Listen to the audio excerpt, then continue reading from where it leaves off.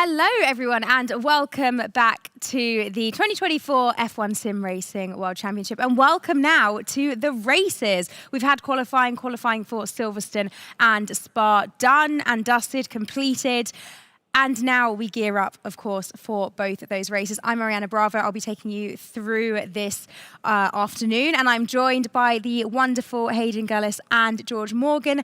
Guys, we're back. We're ready to actually get racing. How are you doing? Excited? Yeah, feeling good. We had a great qualifying session. A lot of mixed weather earlier on. And I'm sure we could potentially be seeing more of that today because obviously Silverstone and Spa, both tracks that usually are accustomed to a little bit of change in the weather. So maybe we're going to get some exciting changes in the racing later on there. And we've got a fantastic grid that we're going to be set up with for some fantastic racing. Indeed. George, how do you look back on the qualifying sessions? Yeah, it was certainly something special. I mean, we've witnessed two tracks that we know have, been built on the heritage and history of Formula One. Years gone by, Silverstone itself obviously pictured as the beacon of motorsports, certainly in the UK and also in parts of Europe too. And given the fact that it does and has existed for such a long period of time, and it's great to have it here in F1 Sim Racing. And certainly after bearing witness to what was a frightfully good qualifying session, some really volatile Q3 sessions too. It was, great to witness. It was indeed.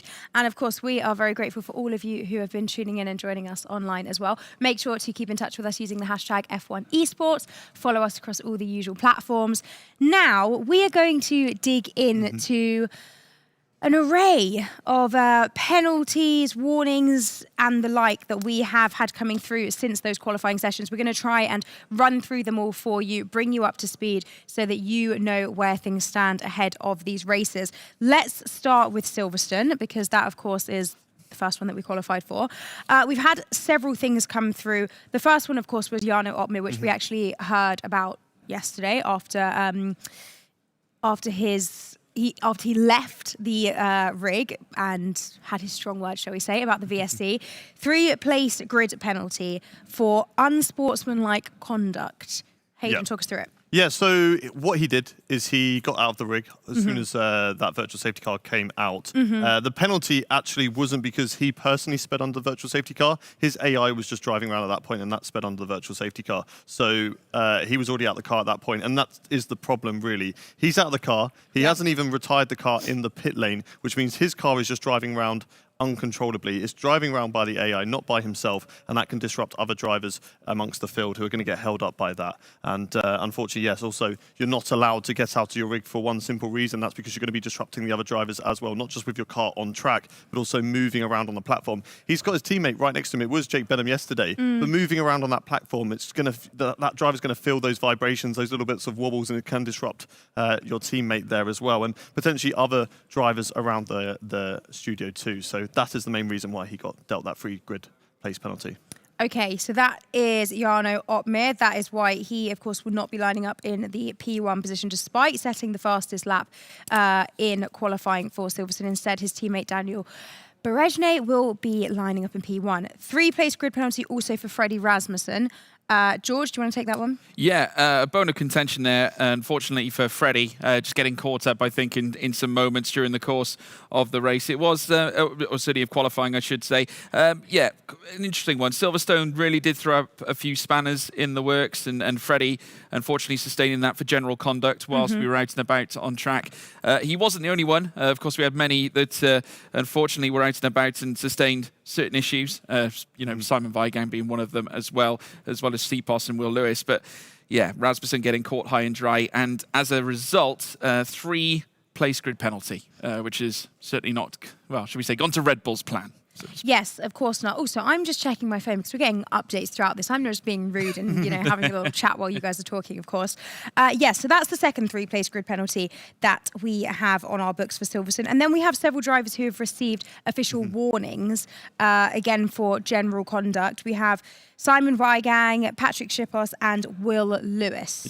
Yeah, so these ones they're not penalties given out. This is because there is a rule for all of the drivers that in between qualifying sessions, they are not allowed to press that advanced button to go into the next part of qualifying basically, it's our fault on the broadcast side. It gives us the chance to get Claire over to the guys who have been knocked out in that qualifying session, have a chat with them, and then we can get back into the qualifying proceedings as soon as those interviews are finished. But yeah, for those guys, just a little bit too eager for qualifying. Push that advance button, maybe frustrations if they've been knocked out, or they were just so eager to get into the next session because they had a good qualifying in the previous one, and unfortunately an official warning and I believe a penalty point on their license as well. Yeah, I think the one differing factor with Rasmussen's was obviously there was clear intent. I think that he unplugged his PC. So unfortunately, that's tantamount to conflicting with not touching the equipment as you make your way around, and especially during a session, because no different to Jarno leaving his session with a car being out on track, it can disrupt everyone else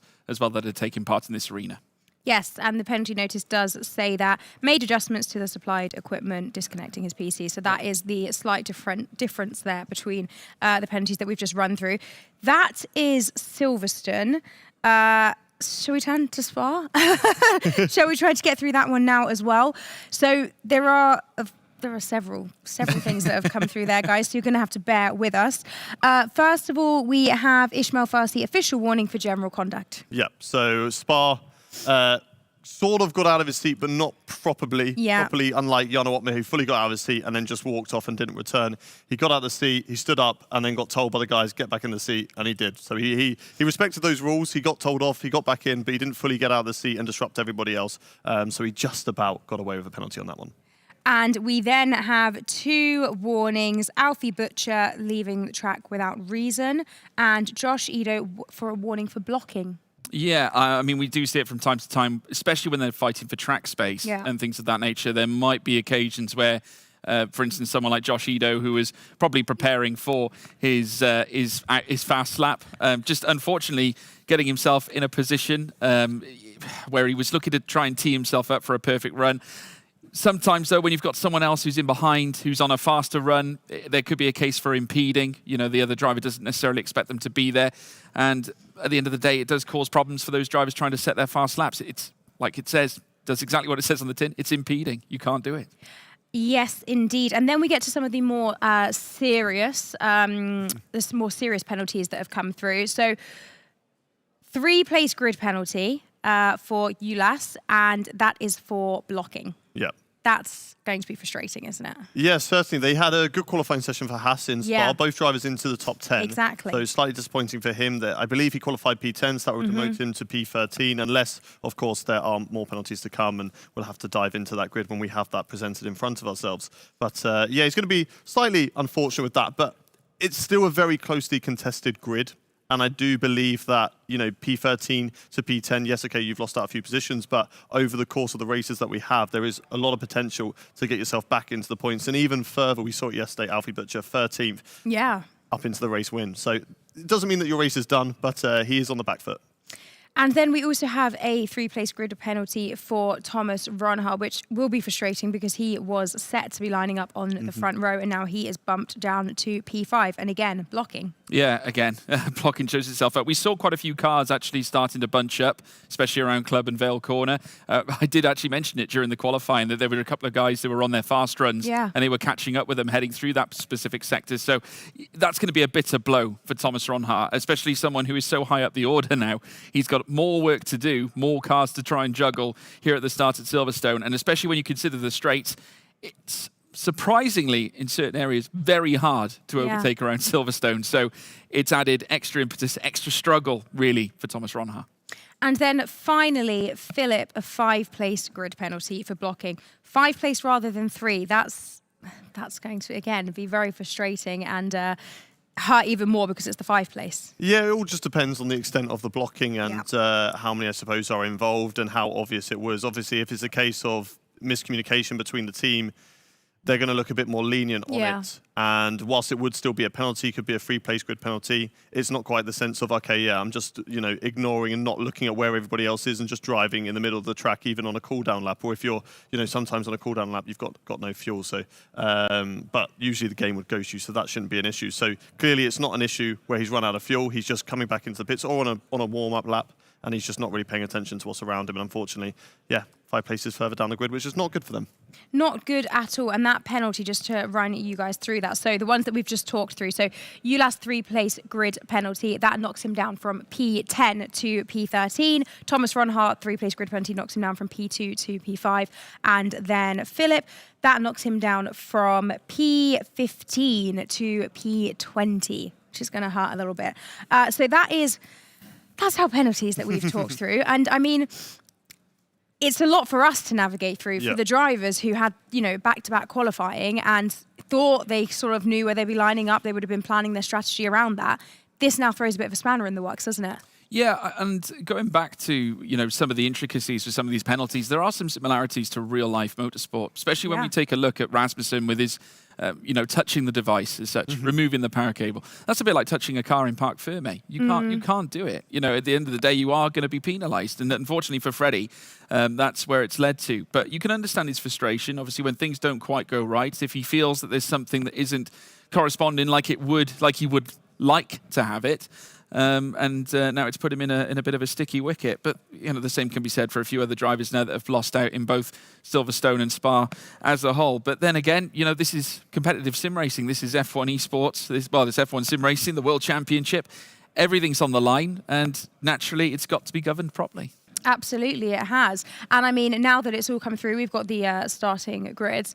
Now it's just a case of eyes forward and figuring out what you can actually do and how they can actually make the necessary progress to get the points that they so desperately need. How are they going to be now gearing up for our first race at Silverstone? Well, for most of them, it's just business as usual. For those who have been put down a little bit on the pecking order, they're going to have to, re-navigate how they're going to perform. Because obviously, in between this break that we've had, in between the qualifying and the race, they would have been out back there talking a strategy, and that's all dependent on the position you are. If you're starting at the front, you're going to be all wanting to go on the softer compound of tyres to really try and drive away from everybody else. If you're at the back, you want to go on the harder compound of tyres. So in such a short time of these positions changing, these guys now who have had penalties have to now rediscuss that with their team to be like, okay, now what is the strategy that we're going to be doing? Are we going to be sticking with the same one, or are we now going to be going longer into the race and trying to catch up later on? Oh, it's all to play for, guys. It's all to play for. But for our Silverstone race, it is Danny Brezhnev and Lucas Blakely who will be lining up on that front row. And it's those two to keep your eyes on. And everyone else who will be chasing them down behind. It's time for us to get this race under the way. It's time for you guys to take it away, guys. Let's get into Silverstone.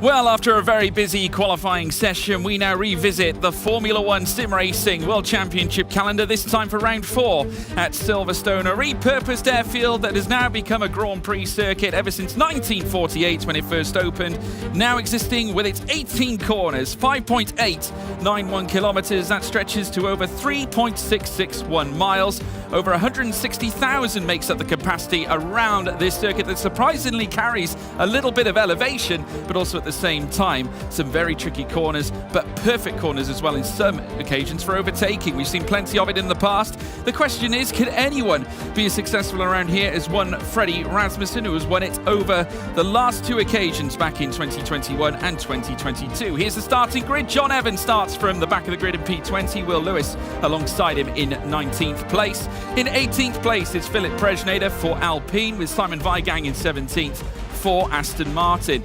In 16th place, it's Wilson Hughes alongside Patrick Schipos in 15th. In 14th place, we have Ulash Ozyorim after the grid penalty sent him down to 14th. Jed Norgrove in 13th place as well alike. P12 going to Alfie Butcher with Thomas Ronhart in 11th spot for the Kick F1 Sim Racing team. Brendan Lee starting in 10th spot as well, alongside Frederick Rasmussen, 2 old rivals from history gone by. P8 as well, further up, Tom Manley, the F1 Esports Challengers champion on Xbox. Josh Edo meets him on the grid as well in 7th. Barry Burraman, who has been successful over the course of qualifying earlier on today, he starts 6th, with Ismail Fassi, the artist, starting in 5th. 4th place, Jarno Opmeer, the Flying Dutchman. He sustained a grid penalty that took pole position away from him. Nicholas Longay in 3rd alongside him too on the 2nd row. Up at the front though, it's Lucas Blakely, defending champion, now on the front row, his best qualifying performance here so far, with Danny Berejnay on pole position after he too managed to secure a great lap for the Mercedes outfit. It was very nearly a 1-2 scenario with Opmeer at the head of the field, but Danny has a chance. Take nothing away from his qualifying lap. It was sensational. But as we do get prepped, ready to go racing, of course, your commentators here, George Morgan. Joining me here, as always, the beautiful, stunning Hayden Gullis. Wow, look at that. Hello. Overcast conditions for today. Not so stunning is, of course, the sunny Silverstone. Not sunny at all, but low humidity. Doesn't look like there's any rain on the forecast at all. Little update that I've got in my ear since, well, whilst you were doing the starting grid. Freddie Rasmussen, that penalty has been removed. It's been rescinded. He has not been penalised. Instead, has been given he's just been given a warning for general conduct instead. So the appeal has gone through. Everybody working very, very hard at the moment behind the scenes. A lot of adjudication going on. And of course, it's very, very rushed with such a hectic schedule that we have. But they've managed to get that appeal through. And Freddie Rasmussen will be starting in his normal position, which of course was P9 from the qualifying.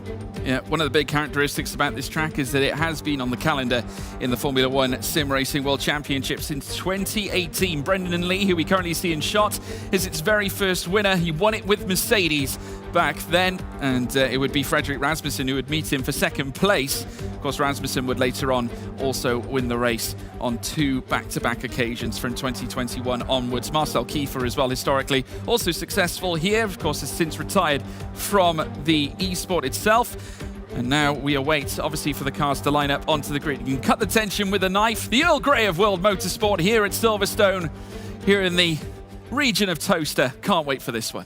Yeah, certainly can't. They're getting ready to go. So, George, over to you. Thank you, Hayden. Now 5 light split, should I say? But we'll put pedal to the metal anyway. And it is go, go, go, go, go. Danny Berejnay leads the way through towards turn 1. A great getaway as well, with Blakely now forming up in behind. Longay in 3rd. Opmeer now battling it out for 4th as Ismail Fassi looks to go onto the attack. A late break from Josh Edo. Now looking to try and lay down the hammer upon Barry Burraman now as Fassi tries to tuck into the inside, trying to displace all of them here. Longay as well in the mix. He holds on to 3rd. Fassi, though, ahead of Opmeer. A reasonable start, but Berejnay still leads. Yeah, great start there from Ismail Fassi. A bit of a mixed strategy across the field. We've got the first 4 drivers on soft tyres. Jarno Opmeer opting for the mediums for the start of this race. Then you've got Josh Edo on softs. Tom Manley's also on soft. Further down the field, Wilson Hughes looking to make a lot of moves. He's just made one there on Patrick Stepos. He's on soft tyres as well. Then further back, a few drivers on the hards. Frederick Rasmussen's, though, on mediums. Jed Norgrove on mediums. We've also got Simon Weigang and John Evans on the medium tyres. The rest of those drivers on hards, looking to go long in this race, as we've got Freddie Rasmussen there looking to go on the attack. He has a couple of hard runners ahead of them. Brendan Lee at the moment, Barry Burraman in this race, so he'll be looking to get past those guys as soon as possible and try and get as close to Jarno Opmeer, another driver who's on the exact same tyre as the Red Bull driver. Around the outside will always be a difficult manoeuvre. He does have the extra grip, but unfortunately the door is closed there from Brendan Lee, who's ahead in that kick team, heading down in towards the Club Vale section now. And it looks like they're all just very well behaved on this first lap. Yeah, they certainly are. Rasmussen trying to usher in a potential overtake already without even the power of DRS, as we're only on lap 2 of 26. And it's Danny Berejnay who still leads the way. Josh Edo, hot on the heels of Jarno Opmeer, still not leaving anything to chance of the Mercedes ahead of him. Once again, Mercedes and Red Bull dueling out on track. Further back, Wilson Hughes now managed to elevate himself ahead of Thomas Ronha in that battle over 14th place. Starting on the soft tyres, Wilson Hughes, who needs to make the most of them here. Rasmussen on the back of Brendan Lee, who is also donning the hard tyres. Interesting strat choices here, though, at this point, Hayden. We're seeing Burraman and Lee in the top 10, both on hard tyres. If they can stay with the pack, this will help them later on. Yeah, certainly so. All they've got to do is just stick within the DRS of these guys and then try and hope they don't lose out too much time during the pit stop phase, because unfortunately, once they box from the soft tyres onto the hards, they're going to start to gain on the guys who are on the hards currently. and then later on when they box onto softs, they're going to start to catch them back up. So a lot of overtaking is going to be necessary for Barry Borman and Brendan Lee if they want to get themselves up at the front. But of course, could be the best strategy for those guys to do it. The one that is interesting is Wilson Hughes further down the field. He just wants to get a move on through this field. We've got Jano Opmir coming under pressure from Josh Edu. Josh Edu is on the soft tyres, but again, unable to overtake in towards Stone. This is what we were kind of talking about earlier. There's no DRS activated. That'll be on the next lap because we're waiting, because of these DRS zones, there's no heavy braking points. It makes it harder to kind of send one up the inside on the drive ahead and really utilize that extra grip that you do have from the tires. It's a lot easier for the car ahead to defend through the high-speed corners because it's so risky to go for it. But DRS is now enabled. We'll see whether that's going to be a factor that can allow these guys that are on the softer compound of tires compared to the drivers in front of them to try and go for those overtakes. Yeah, a little frustration on the face of Josh Edo. They gave a bit of a sign. Oh, a big mistake as well, potentially. And he's just lost a little bit of momentum in catching up to Jano Opmir. We've got a few cars fanning out down the Wellington Straight as they head down in towards the next left-hander now, coming through Luffield and Brooklyn. Still Berejnay holding on to a reasonable margin. Nothing's comfortable at this point, however. The gaps are minimal. 0.2 of a second to 0.3 of the realm to Lucas Blakely in P2. Longuet waiting in the wings as well with Ishmael Fassi, who's currently watching on in 4th as they now make their way through Copse Corner. Very fast-paced here through this very particular section. Generally, they'll only just gear down and use the engine to brake and then just allow the car to just fly on through by itself as they now hurtle through Maggots and Beckett and then through towards this next left before they open up the rear wings yet again in a trip down towards Stowe Corner. Lucas Blakely just breaking out from the aero of Danny Berejnay now as they look to pirouette through this next right-hander now. Longuet just settling himself in 3rd place, just happy to wait in behind. Ishmael Fassi as well in 4th, up 1 place on where he started. If you're new to the world of F1 sim racing, first of all, welcome. It's happy to have you alongside with us. But the reason that they are pulling out the slipstream and not going for overtakes, you might be thinking, why aren't they getting in that slipstream trying to go for the overtake on the drive ahead? All they want to do right now is try and cool down the engine. They're so close to each other that it overheats that engine. That's going to ruin your top-end speed. So they're getting out of that slipstream, getting out of that toe of the car ahead to give them that fresh, clean air and cool the engine. Yeah, Ishmael Fassi now on the tail of Nicholas Longuet. Fassi's pace has been extraordinary over the last few races. He's had his challenges, but he's fought them off bravely. And for a newcomer to join the series and respond in the way that he has done, it's truly been electrifying to watch. Same could be said for the likes of Tom Manley and our recent race winner, Alfie Butcher as well. And we all saw the raw emotions from yesterday's race. And back again this time at Silverstone. They're going to look to try and strike the same imposition again on some of the many veterans in this field. That includes Danny Berejnay, who's up at the front. Has been here, part of the F1 Sim Racing Championship ever since 2018, even prior to that, you could say as well. But is certainly showing how talented he truly is. And this will be a welcome return. Could be vintage Danny Berejnay here this time around as they make their way through the field. 5 wins in the series since 2018 with 14 podiums in total for Berejnay, but Lucas Blakely pounces on him in through towards Stowe Corner and now takes P1 away here on lap 4. Yeah, Danny Berejnay no longer wants to be the leader of this train, so Lucas Blakely has instead decided to take that, and he's going to be, trying to drag the rest of the field along on these soft tyres, and that's of course what they need to do. They need to get away from those medium and hard runners when the pit stop phase to really benefit those guys. But at the moment, Lucas Blakely blitzing it a little bit. The gap is 0.4 at the moment. He's got away slightly from Danny Berejnay, but look at the battery on the Mercedes. He's completely calm. So patient at the moment. Nearly a full battery, nearly at 100%. There's no need to burn and utilize that at the moment. Looking further down the field, Thomas Ronha having a little battle there with Ulas, of course, dropping quite a few places from his start. Probably his worst qualifying performance he's ever done in F1 sim racing, being knocked out in Q2 and down the field, unfortunately losing positions at the start, is on hard tyres and has been jumped by a few guys who are on the softer of compounds. But it's not been a good day at Silverstone for Thomas Ronha. He'll be hoping for more success later on in this race, or also when we go to Spa. But Ishmael Fassi still putting the pressure on of Nicholas Longuet and staying in that train at the front at the moment. Yeah, there's a real battle happening between Barry Burman and Tom Manley as well. Burman trying to put those hards to work, and he was so close to Tom Manley's rear end. Of course, the 2 Italian constructors coming together, one from Faenza, one from Maranello, as they now burst through Maggots and Beckett and down the Hanger Straight this time around on lap 5 of 26. Still Blakely out in front, yet to be dismissed from the top, as now we see a little look down the inside from Ishmael Fassi, looking like the aggressor this time on Nicholas Longuet as they hurtle down towards Vale and Club Corner. They can't discount Jano Opmir though, who's hot on their tail, and he's on that medium tyre strat, the only medium tyre to feature in the top 7. Here's the race start, Hayden. Yeah, Jarno Opmeer having a fantastic drive at the moment, sticking with the back of the train. But let's take a look at a replay of what happened exactly at the start. Lucas Blakely and Danny Beresnay on the front row. Everyone got away very cleanly and just kind of filed into formation. Fassi there fighting wheel to wheel with Jarno Opmeer and getting the jump on the Mercedes drive. We also had Barry Borman and Josh Edo. They were going side by side as we went in towards the loop section. But let's have a watch on board with Jarno Opmeer. So, of course, being on those medium tyres, he's not going to get the greatest traction compared to the soft tyres that Ismail Fassi had. He's around the outside, but it's very brave to keep it around there. Then Jarno has the free braking zone. He's just got free air in front of him to brake into, but Fassi on those soft tyres has that better grip to stick it around the outside, then get the inside into the loop corner, and by that point the move is done. It's a great move there from Ismail Fassi. Ulas has dropped down a couple of positions. Thomas Ronhaar now up into P13 in this race, and I'm wondering, at this stage of the race, the soft tyres, they've done 5 laps and nearly 6 laps to themselves. At what stage are we going to start to get to that 25% on the tyres when they start to drop off, of course?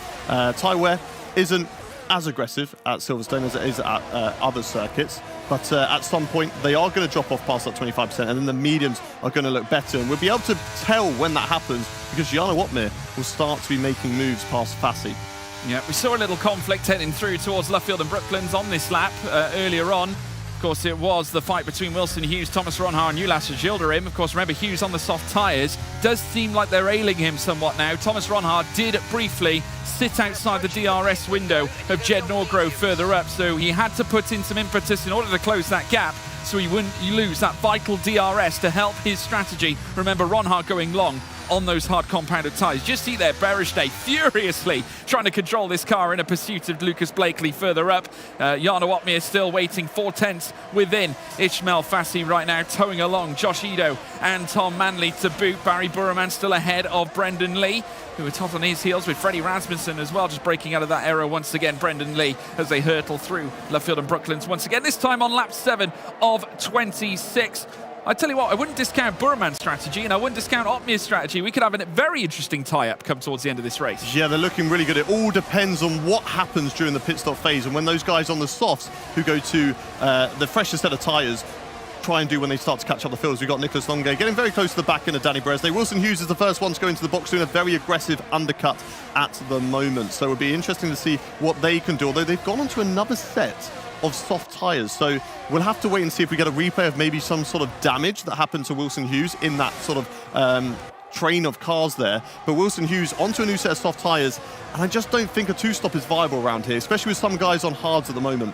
Yeah, Danny Beresnay retaking the lead of the race and taking it away from Lucas Blakely as well. Nicholas Longay in third. Almost had a little lurk coming in towards Vale and Club Corner. Thought against it and decided to wait in behind Ismail Fassi. Now nearly 5/10 away.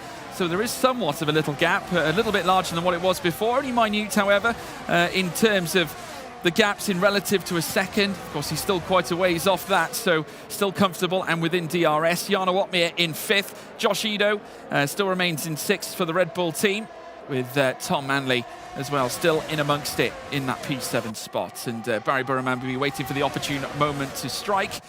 Being in DRS does give him that certain opportunity, and I'm sure that advantage, that distinct advantage that will come about when the pit stops do unfurl. We're on lap 8 of 26. Those on the softs might start thinking about their pit stop strategies, no doubt in the ears of their race engineers right now, trying to pick the right moment to decide to change compounds. But it's Beresnay out in front as they now hurtle through towards Maggots and Beckett. Blakely still hot on his tail, and I get a feeling there could be yet another switch. Longay might fancy his chances as well, because he's plugged right into the back of the Papaya McLaren as they now pivot, heading through now towards the hanger straight this time around. Rear wings open here for Blakely, like they are for Longay. Could we see a double overtake? We're going 3 wide, heading through towards Stoke Corner now. Blakely trying to hold it, he's in between the pair. Longay moves up to second, Beresnay relegated to third.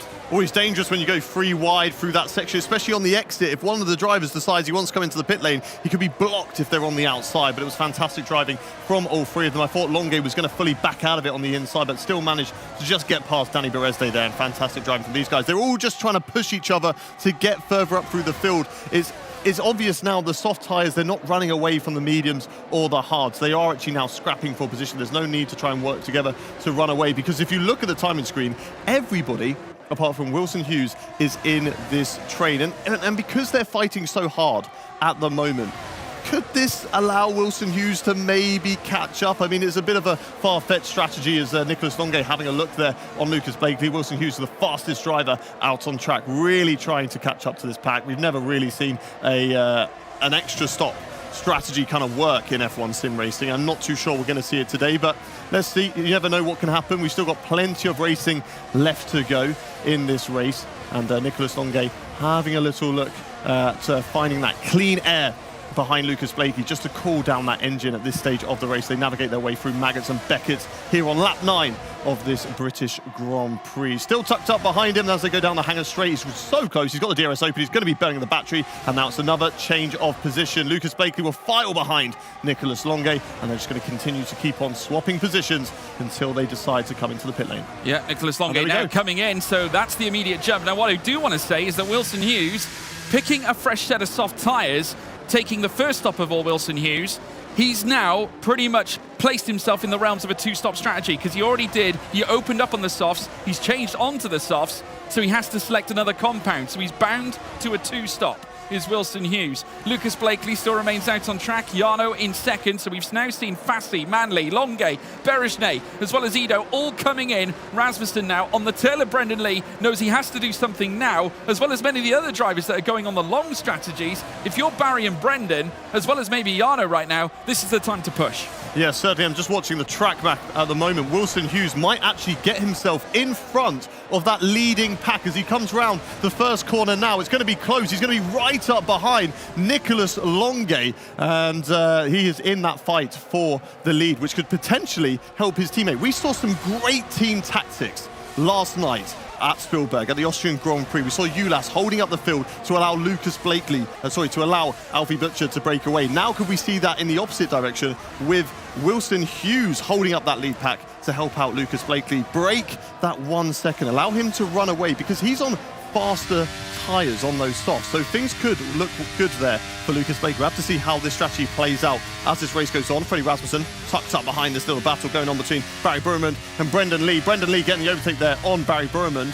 Maybe not the smartest move because he did lose a little bit of time through Stowe. There's got a few more cars navigating their way into the pit lane, and that of course is Lucas Blakely, who has now come into the box. So let's see where he comes out. Has Wilson Hughes managed to get in front of that lead pack and hold them up to get Lucas Blakely? A bit of a gap at the moment. Jarno Watmir, though, has a nice comfortable lead, 1.7 seconds over the rest of the field, over Brendan Lee, who's on the hard tyres. He's going to be now trying to utilise those mediums, push them as far as he can possibly go with this gap, and hope that Brendan Lee and Barry Burman fight each other to put him at the best opportunity to fight for this race win. Yeah, and this is exactly what I meant by Jarno Watmir trying to persevere and kicking on now, obviously off the back of the pit stops. This is where the medium tyre strategy is applied. Here comes Blakely now, and arrives out in behind Josh Ido. So there we have it, immediately pouncing on the Red Bull. Doesn't quite find an overtake opportunity. Ido covering him off, and at the same time trying to tackle Wilson Hughes as well. So no doubt we're going to be seeing, after this McLaren and Red Bull come together, surely there's going to be team orders at McLaren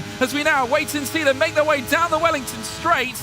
Blakely now on the tail, and like we predicted, Blakely going straight through past Wilson Hughes. Yeah, he must have had some sort of damage because there's no real sort of team tactics there. He wasn't really able to fight that leading pack and hold them up and help out Lucas Blakely. Lucas Blakely going one lap over than those other drivers, has lost out of position. He's no longer at the front of this provisional lead train at the moment. So sadly for Wilson Hughes, be interested to find out what happened to him in this race. But I suspect it was some sort of damage within that train. Every driver was so close within each other. There was barely over a second gap between them. Now we're seeing a bit more than that because, of course, we have had some pit stops that have been made. Further up at the front, Jarno Watmir, the gap now extending to 2 seconds, really utilising these medium tyres. Now, if those tyres did about 10, 11 laps, so we're suspecting that these guys on the mediums, on the hards, are going to be coming into the pit stop.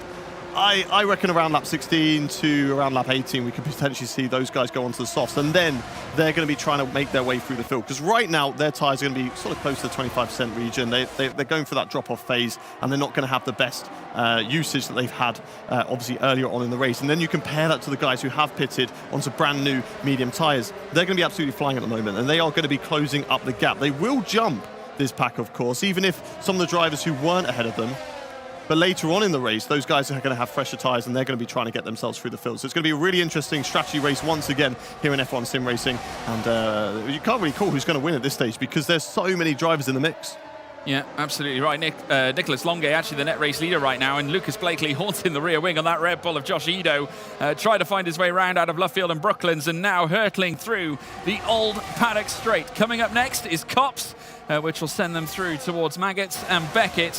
And this is where Blakely's going to try and strike, and a lovely exit coming out of Copse corner as they run wheel to wheel. Didn't need to linger there too much longer. Blakely powers on through ahead of Ido, and next on his list is Ismail Fassi. He's on the tail of the Williams now as they break down the hanger straight. Fassi, though, getting a lovely turn of foot.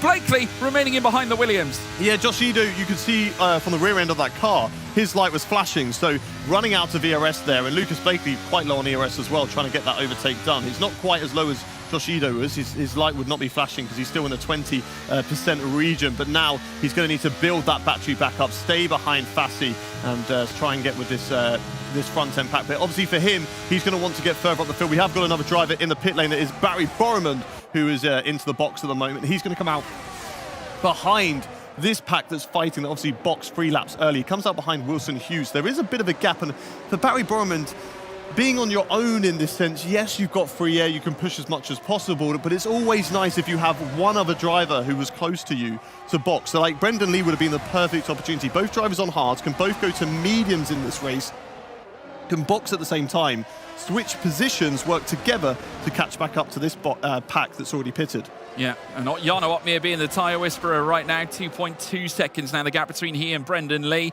Remember, it was around the realms of 1.7 earlier on when we last checked. So Opmeer getting the most out of those medium tyres, as we now see Freddie Rasmussen all over the back of Brendan Lee, heading through Stowe Corner. Alfie Butcher down in 4th with Jed Norgrove yet again having a decent race, as we now see more cars bailing into the pits. This time it's Alfie, I think Alfie Butcher's coming in. Yes, he is. Brendan Lee in the pits as well. He's not alone. Those two aren't alone at all. Patrick Sheepos in, so is Will Lewis, as we now see Danny Berejnay on the back here this time of Nicholas Longue as they fight for the net P1 placement. Now it'll be interesting to see where Brendan Lee and Alfie Butcher, Sheepos and Will Lewis come out. More importantly though, Brendan Lee as well as Alfie Butcher. Where will they come out in comparison to Nicholas Longue and Danny Berejnay? Will this strategy work? Will the overcut work in their favour as they come through towards turn 1? Lucas Blakely now comes through turn 1, still chasing after Ismail Fassi, as now we see them cruise outwards, and by the looks of it, Lee well and truly behind. He's dropping behind Barry Burmand, in fact. Alfie Butcher will follow him through, but they do have fresher tyres. Yeah, it's no surprise, to be honest. Barry Burmand was in that same sort of fight with Brendan Lee on the same tyres. They were very close to each other, and they're going to be quite the way off. 5 seconds off. Now, okay, now maybe Wilson Hughes can do a job here to try and fight them, but again, Barry Burmand has now got past, and I think Brendan Lee is going to be right hot on the heels of Wilson Hughes, trying to get past him as soon as possible. But 5 seconds is the gap. They've obviously got 3-lap younger tyres for Barry Burmand. It's going to be 4-lap younger tyres for the rest of the pack. Brendan Lee, Alfie Butcher, Patrick Sheepos, and Will Lewis. Will Lewis having a strong race, I would say, so far at the moment. Obviously jumping in very late on, not really having the opportunity to practice and get himself acclimatized to this setting and his sim rig, but to be still on the back of the train, and for him, he's just got to be opportunistic, try and see if he can pick off any position. We've got more drivers coming into the pit lane. Freddie Rasmussen, Jed Norgrove there as well, Thomas Ronhar, as these guys are squabbling still at the front of the net provisional lead of this race. You've got Danny Berejnay, who's now just taken that net lead of the race. Nicholas Longue net second, and Ismail Fassi net third. But they've of course got Lucas Blakely hot on the heels. Look at the battery there from Ismail Fassi at 80%. Freddie Rasmussen opting for the soft tyres, going to take them 11 laps in this race. You've also got Jed Norgrove there on the softs too, so they're going to be absolutely flying now. But they should probably come out of the box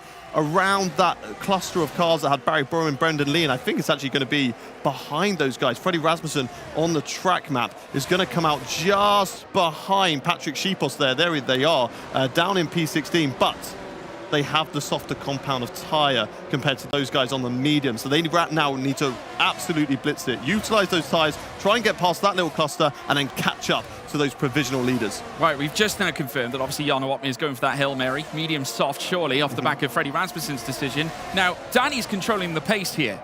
So how much can we bet on the fact that he's likely going to try and help his teammate at the same time, a potential Mercedes 1-2?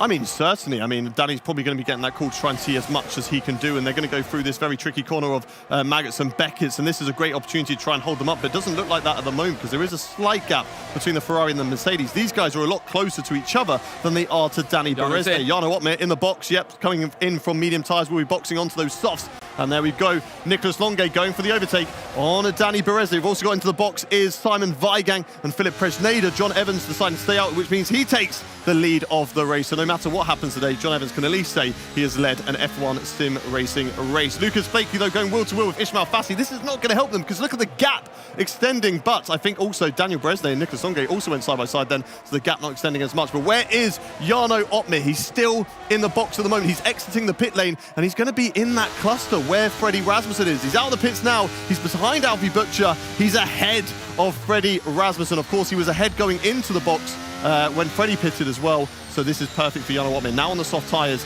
he is the first driver on those soft tyres, but how good are their pace going to be to try and catch up to those leaders? Yeah, and what's imperative as well is that he has got DRS, obviously on the cars above, obviously Alfie Butcher, but this is such a sensitive time in this race. 10 laps to go, including this one. Ismail Fassi still on the tail here this time of Lucas Blakely. Blakely getting the move done, heading through the final sector on the previous lap. Let's take a look at a replay here with Fassi. First of all, there was the move from Nicholas Longue, who dived down the inside of Danny Berezne, but it all came to pass coming down in towards Vale and Club Corner. Of course, we all saw Blakely overtaking Fassi, heading through that final sector. But yes, here on lap 16 of 26, we've got Fassi in 5th, in behind Ido. So it's Red Bull still occupying with a car in 6th place, further down Rasmussen in 12th, as now they sprint through Stowe Corner. Now John Evans coming into the box, so now we'll see Nicholas Longue no doubt take the absolute lead of the race here now at this time. Brendan Lee still above Barry Burman now here, with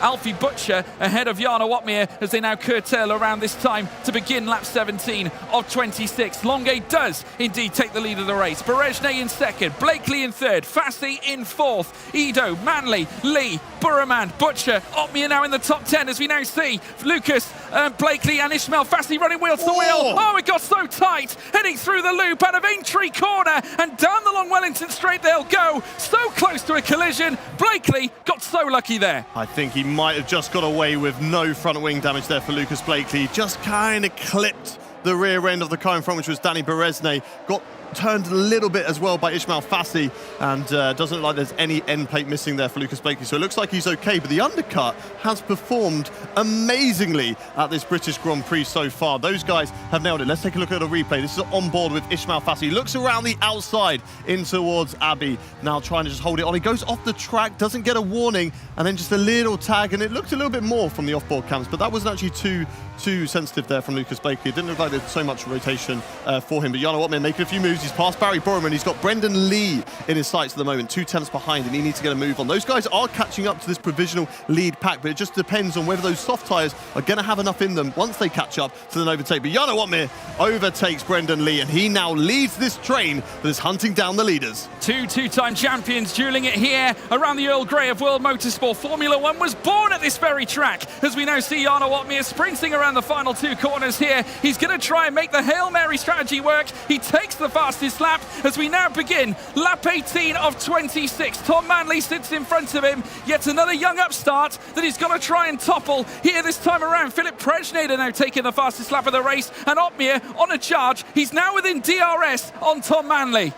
Yeah, it'd be interesting to see what Daniel Berezne does in this situation. He's got Nicholas Longue right in front of him, whether he overtakes and starts to back them all up to help out Jarno Opmeer as much as possible, which you, of course, alluded to earlier, George. But Jarno Opmeer now right behind Tom Manley. He's having a look around the outside. No. Can he do it at the outside here? No, but he can switch it back and absolutely fly off the corner on the inside, on the old start-finish straight. What a move there from Jarno Opmeer. The Flying Dutchman is in full flight. Soft tyres now with Huge amounts of grip available to him here in the closing stage to this race. A mere 8 laps is all that's left. Rasmussen knows that he needs to go to work. He's on the same compounded tyre, just a lap older than the Flying Dutchman, as they now make their way through Maggots and Beckett. Next up, Barry Burman, the relentlessly fast Iranian, is going to come under distinct pressure from the Great Dane, who gets right at his wheel tracks. He quickly moves to the inside, can't get the move through Stowe, but nonetheless a statement of intent. Just look at the gaps, Otmir is on the attack again.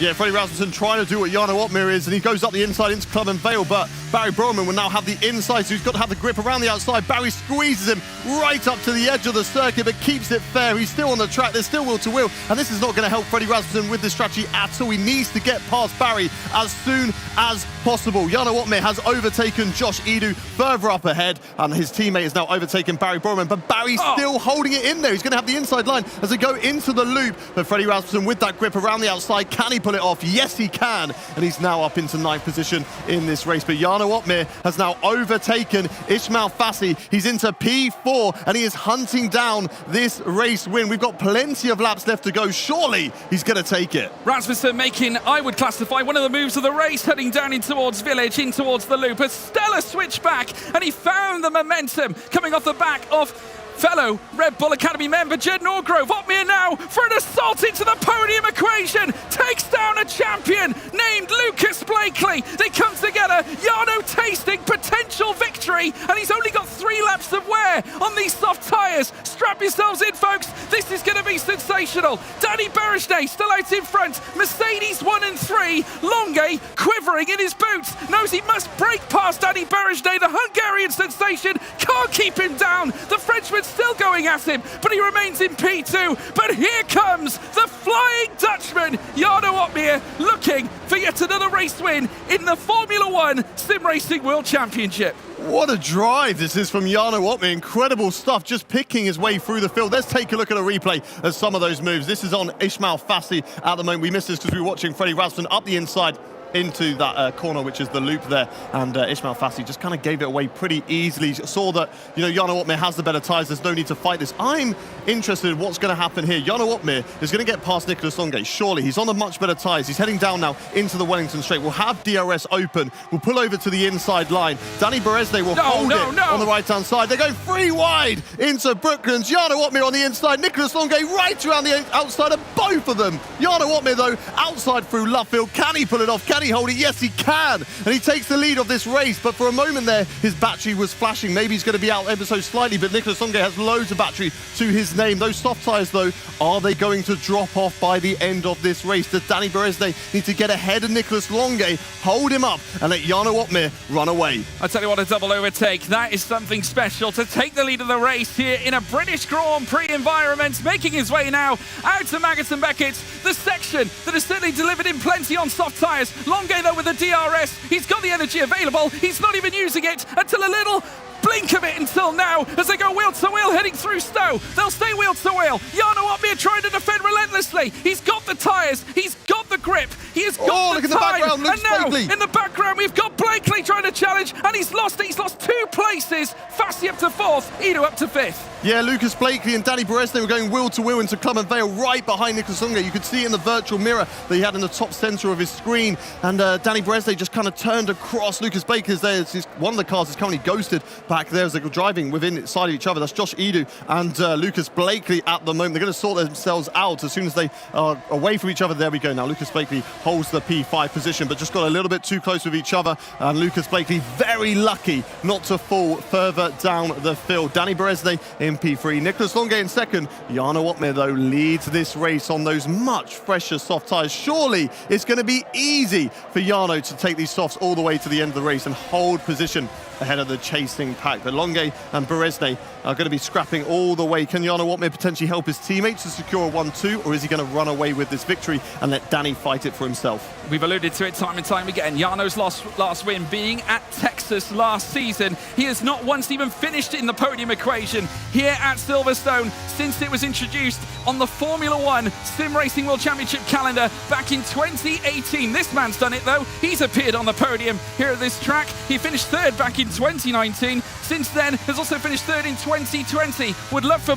would love to push for a little bit more, though, this time. He doesn't want to make it 3/3 at this very track, but Berejnay, you can bet your bottom dollar he's going to leave everything on the table to battle against Nicolas Longuet. He has got plenty of energy in the car as he now ventures around on lap 22 of 26. Jarno Opmeer in the pound seats in P1, but Longuet still retaining that key DRS. Yeah, Danny Berejnay needs Jarno Opmeer to drive away from this race, get away from that 1 second as Jed Norgrove gets a 3-second time penalty. He's not in the points currently, but that's definitely going to hurt his chances. Further down the field, Alfie Butcher has come in to make his second pit stop, so must have sustained some damage somewhere in that very close cluster of this field at the moment. So sad things there for Alfie Butcher. Will not be scoring any points after taking his first race win last night. We're watching this fight between Brendan Lee, yet to score a point in this season of F1 sim racing. Can he do it today? He's in P6 at the moment, fighting with Josh Edu and just behind Lucas Blakely at the moment. Has much fresher tyres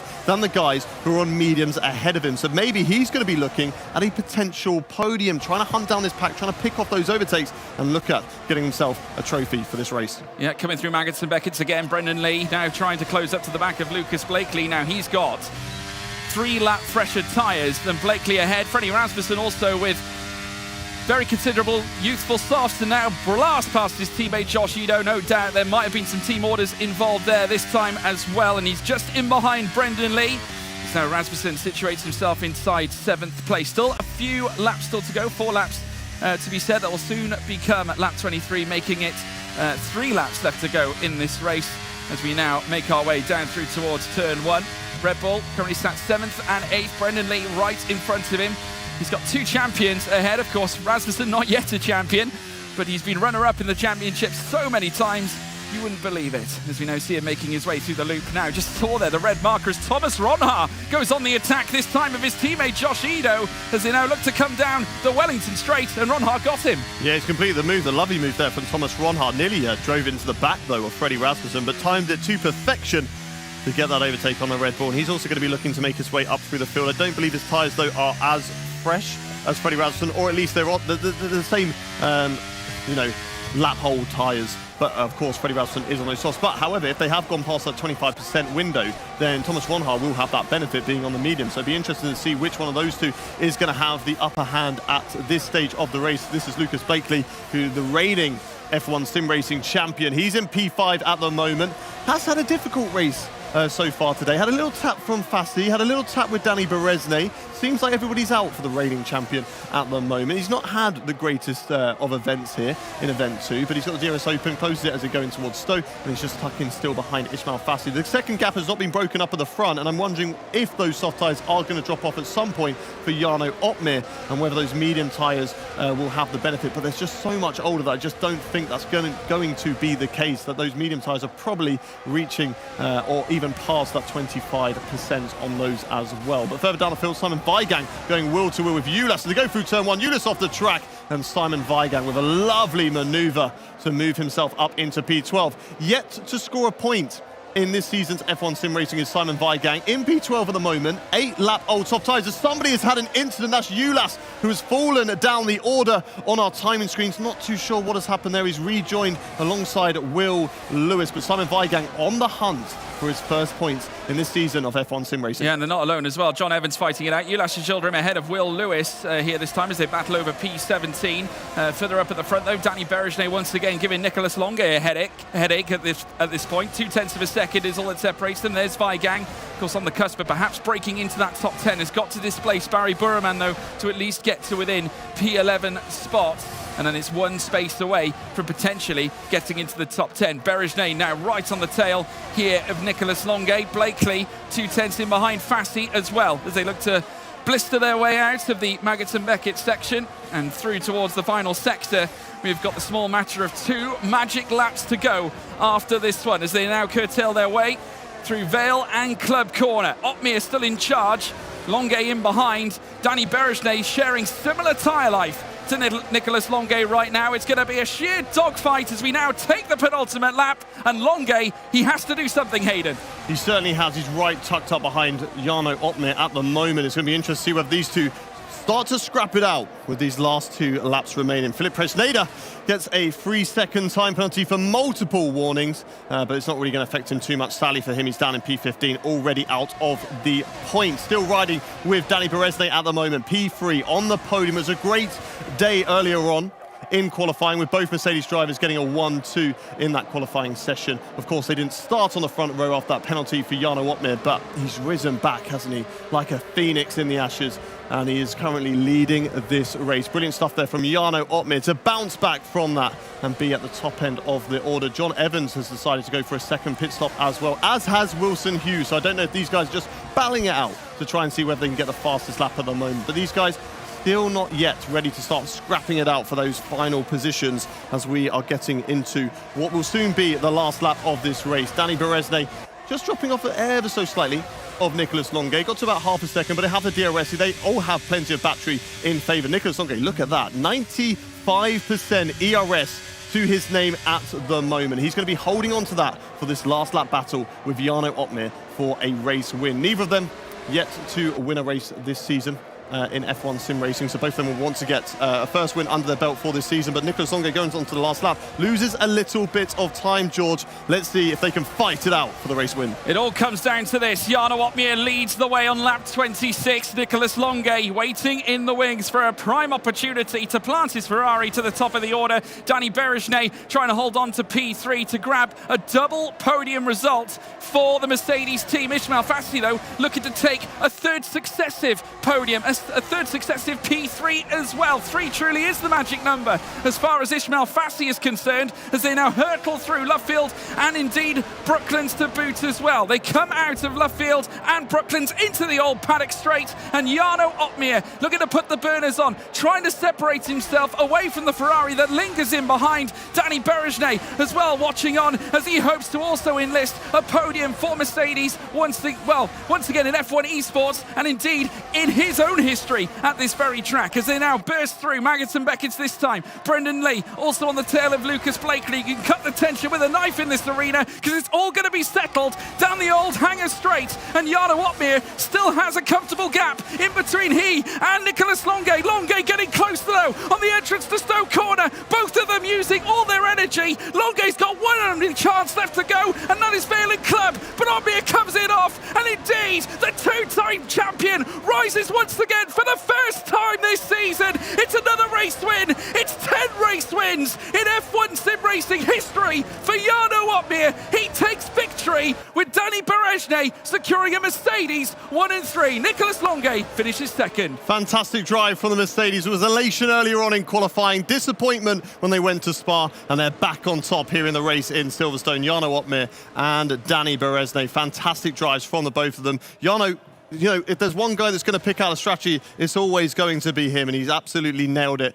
with the medium tyres, keeping with that leading pack, then switching over to the softs, was the lead of the hunting pack later on in the race and was able to catch up. Ismail Fassi there, a great drive for him once again, P4 in this race, carrying on his fine form and really putting him in contention, because not a good day for Thomas Ronhart, 8th in this race, still gets a couple of points to his name, but not where he would want to be as the championship leader, and a couple of drivers getting their first points for the season. Simon Weigang in the Aston Martin, a fantastic drive after being knocked out in Q1, recovers up to P10, and Brendan Lee finally gets off the mark in P5 with a fantastic drive. Yeah, truly brilliant. Jarno Opmeer, what can we say? He is still indeed the Flying Dutchman. Nicolas Longuet, I think, can take solace in his results too. Yet another podium. Brendan Lee back in the top 10. Not only that, the top 5. And I'm sure he'd be absolutely delighted with that being its home track. What's also very special to note, it's Jarno Opmeer's birthday today. So a birthday victory here at Silverstone. And it's his first podium and his first win at this track too. He has not yet been successful at Silverstone, but he can put those to bed right now. And to come back after a penalty is truly sensational. And Mercedes, who have had this struggle since the start of the season, making it a double podium with Dani Beresnay.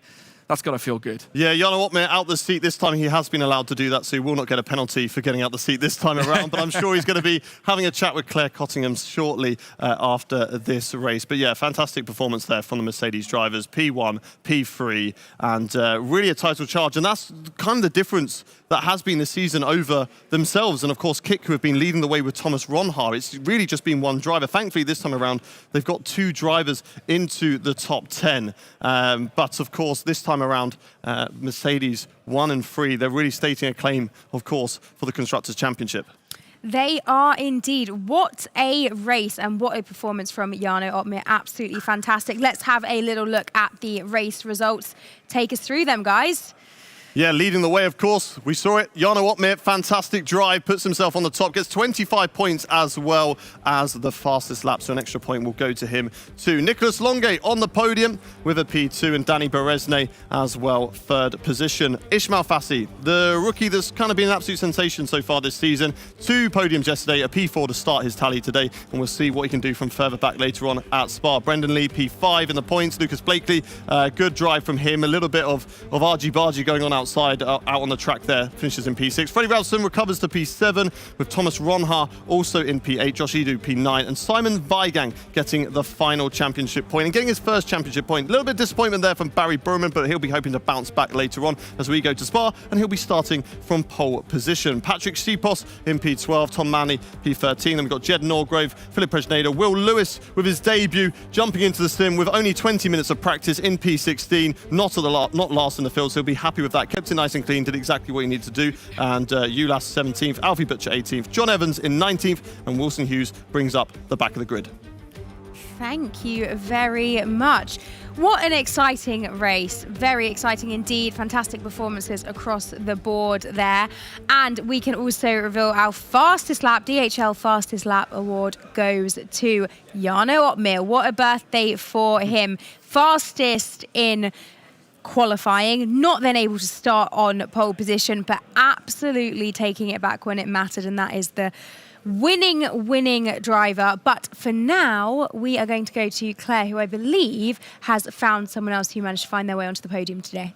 I did indeed. I found Danny Beresne, who wasn't racing yesterday, back in today, and a podium in your first go. You must be incredibly pleased with that. Yes, I'm very happy.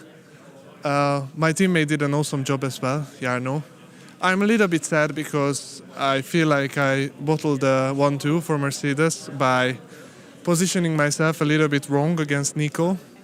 So there is improvements to be made, but awesome points for the team. I think it's 45 plus 1 point for one of us because of the qualifying. So 46 points, that's...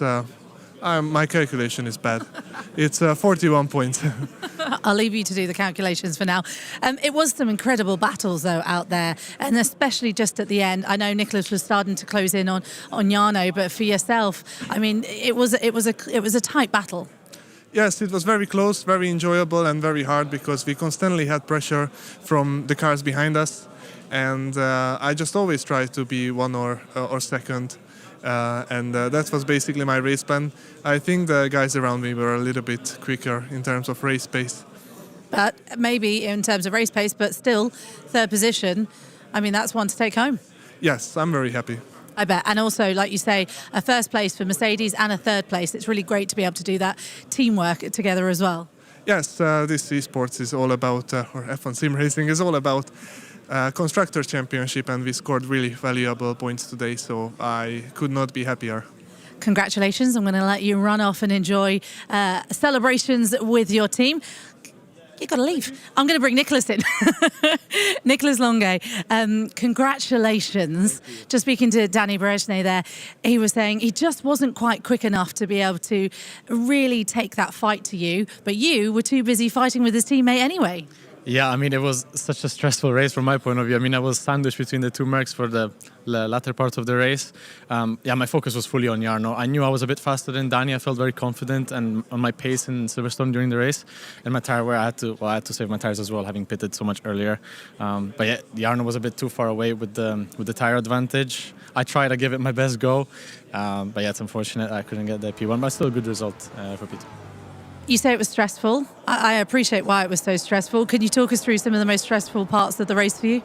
Well, the main point was when Jarno and Danny were working together to try and pass me at the same time, and I had to find a way to always stay in between them, because that's the trick. And trying to fight two teammates, you always have to be in between, so they can't really do anything about it. So that was the hardest 2 laps of the whole race, and they were crucial for me to get this result here tonight. And Silverstone's a funny one, isn't it? Because even though if you make a mistake, it's not like it punishes you with a wall, but it can punish you quickly with timings. Oh yeah, for sure. Like, I mean, the high speed is very difficult to do, especially when you're in dirty air. It's very easy to just go a little bit wide, dip a wheel into the grass, and then you're into the wall. But yeah, it was a straightforward race nonetheless. The strategy worked out very well. Unfortunately for Barry, the strategy wasn't what we expected. There was another McLaren, obviously, helping his teammate out. So it is what it is, and we go on to the next race.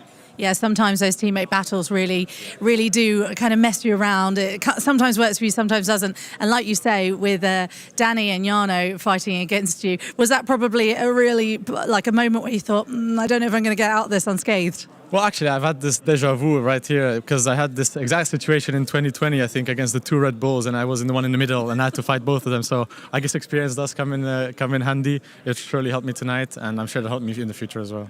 Nicholas, thank you so much. Congratulations, second place. Right, let's hear from the winner. Back to you guys. Thank you very much, Claire. Yep, that is our P2 and P3, but we are now joined by our winner, Jarno Opma. Huge congratulations. Absolutely sensational drive from you today. Happy birthday. What a great present to yourself. Yeah, it was indeed. Didn't expect to win this race. Out of all, if anything, I expected to kind of win Jeddah and get a decent result at Austria. But yeah, Silverstone going into this was, I was thinking, my weakest track, but apparently not. So Definitely not, I would say. I mean, what is it like? You got the fastest lap, of course, in qualifying today, then having the grid penalty. How good does it feel to now actually be finishing in the number 1 spot and fastest lap as well? yeah, that's great. Of course, I didn't know I had fastest lap You actually. did. So that's good. That's an extra point that I lost, I think, in qualifying. Exactly. So that's nice. I had a very clean race. So yeah, it was really nice out there, to be honest. Starting P1 or P4 doesn't matter too much anyway. I reckon if you're in the top 5, you're always fighting for the win. If you've got good pace and got a good strategy, of course. So yeah, everything went to plan. Didn't really have contact at all with anyone all race. All overtakes were clean. It was a little bit boring maybe, but last lap was a bit sketchy. Of course, Silverstone is very... You know, if you're behind in second place, you're usually going to win the race if you're going into the last lap. But I just still had a tire advantage in the last 6-7 laps. I could have maybe pulled out of DRS, but it was too risky simply because of the ERS. It recharges so slow. If you go for it at around 50% of the time and you don't get out of DRS, you're not winning the race anymore. So, yeah, it was very much a balancing act. And yeah, a little bit scary in the last lap, but yeah, that's racing.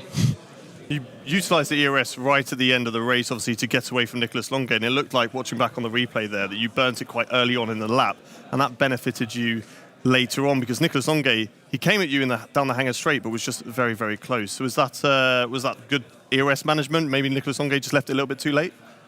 I think he had the issue of the tire simply being too slow. And yeah, as you can see there, he had full battery, I had slightly less, but I knew I had to build a gap over the lap because slipstream is quite strong around here as well. I was testing this just before the race with my teammate Danny Bresnay, and yeah, me being on the mediums at the start and him on the softs, I could actually keep up without even using DRS, simply because the slipstream was so strong relatively to the dirty air you get. Of course, this is a little bit less in the DRS train, due to the fact that everyone is having slipstream at that time. But yeah, I think from 6-7 tenths back, you're already getting slipstream. So I just wanted to keep it at that gap and just pull a little bit of a gap through the corners. So I had a buffer at the end of the lap. Yeah, I mean, Jarno, I want to talk about that initial stint because that was so imperative, I think, to your strategy, because consistently running where you were on the medium tyres, it allowed you to be quick in that first stint at the same time, but also it was that aggressive strategy that kept you in touch. You know, you didn't have to worry about what those on the hards were doing. It kind of separated you from the field. So would you say that first stint was decisive? First stint was important, of course, not to lose too much positions. Yep. But once the softwares came in, I was, I think, 1.3 seconds out of Barry, who was in the hard. At that time, the hards and the medium should have been equal. It's always hard to say, of course, if that's actually going to be the case. But I still kept pulling a gap. So either my tire was lower than expected or I was just faster. So those were the crucial laps, because if you just 2-3 tenths per lap slower, that ends up being 1.2 seconds by the time you box, and then you might end up at the back of a train instead of being at the front of the train. So, yeah. True tyre whisperer. Brilliant. Jarno, how do you now contain this happiness and excitement of that win and refocus for the next race in Spa? The Spa one is going to be a tough one. We're starting P16. And yeah, I reckon points would be beautiful already, to be honest. But yeah, I'm happy with the win, because 25 points versus P2, 18 points is a big point haul. Yeah, absolutely. So yeah, I'm just happy with that. And yeah, we closed the gap in the championship. I think we're leading the constructors now as well, or would be close, I'm not sure. Be close, I think, yeah. But yeah, Spa getting a 1 point, 2 points would be amazing already, to be honest. We just messed up, us as a team, in qualifying. If I'm going to be brutally honest, I think we would have been top 5, both of us. We practiced really hard for Spa because we knew qualifying was going to be important. So this was a bit of a pain. A bit of a pain, but for now, enjoy the fact that you won that one. And congratulations once again. Fantastic performance from you, Jarno. Now, I think it's time we have a little look at the standings after that Silverstone race.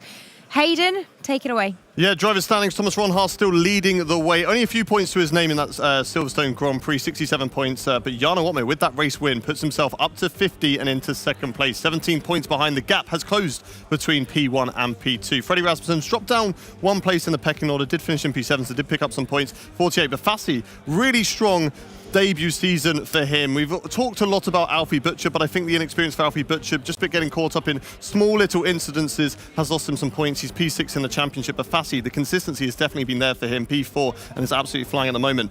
Our reigning champion, Lucas Blakely, though, down the pecking order, P10, 20 points to his name, and that is, of course, 47 points off. But there is still a lot of races left to go in this season and plenty of opportunity to catch up. Brendan Lee gets off the mark, 10 points to him as well. And down at the bottom, we've got John Evans, Will Lewis with 0 points.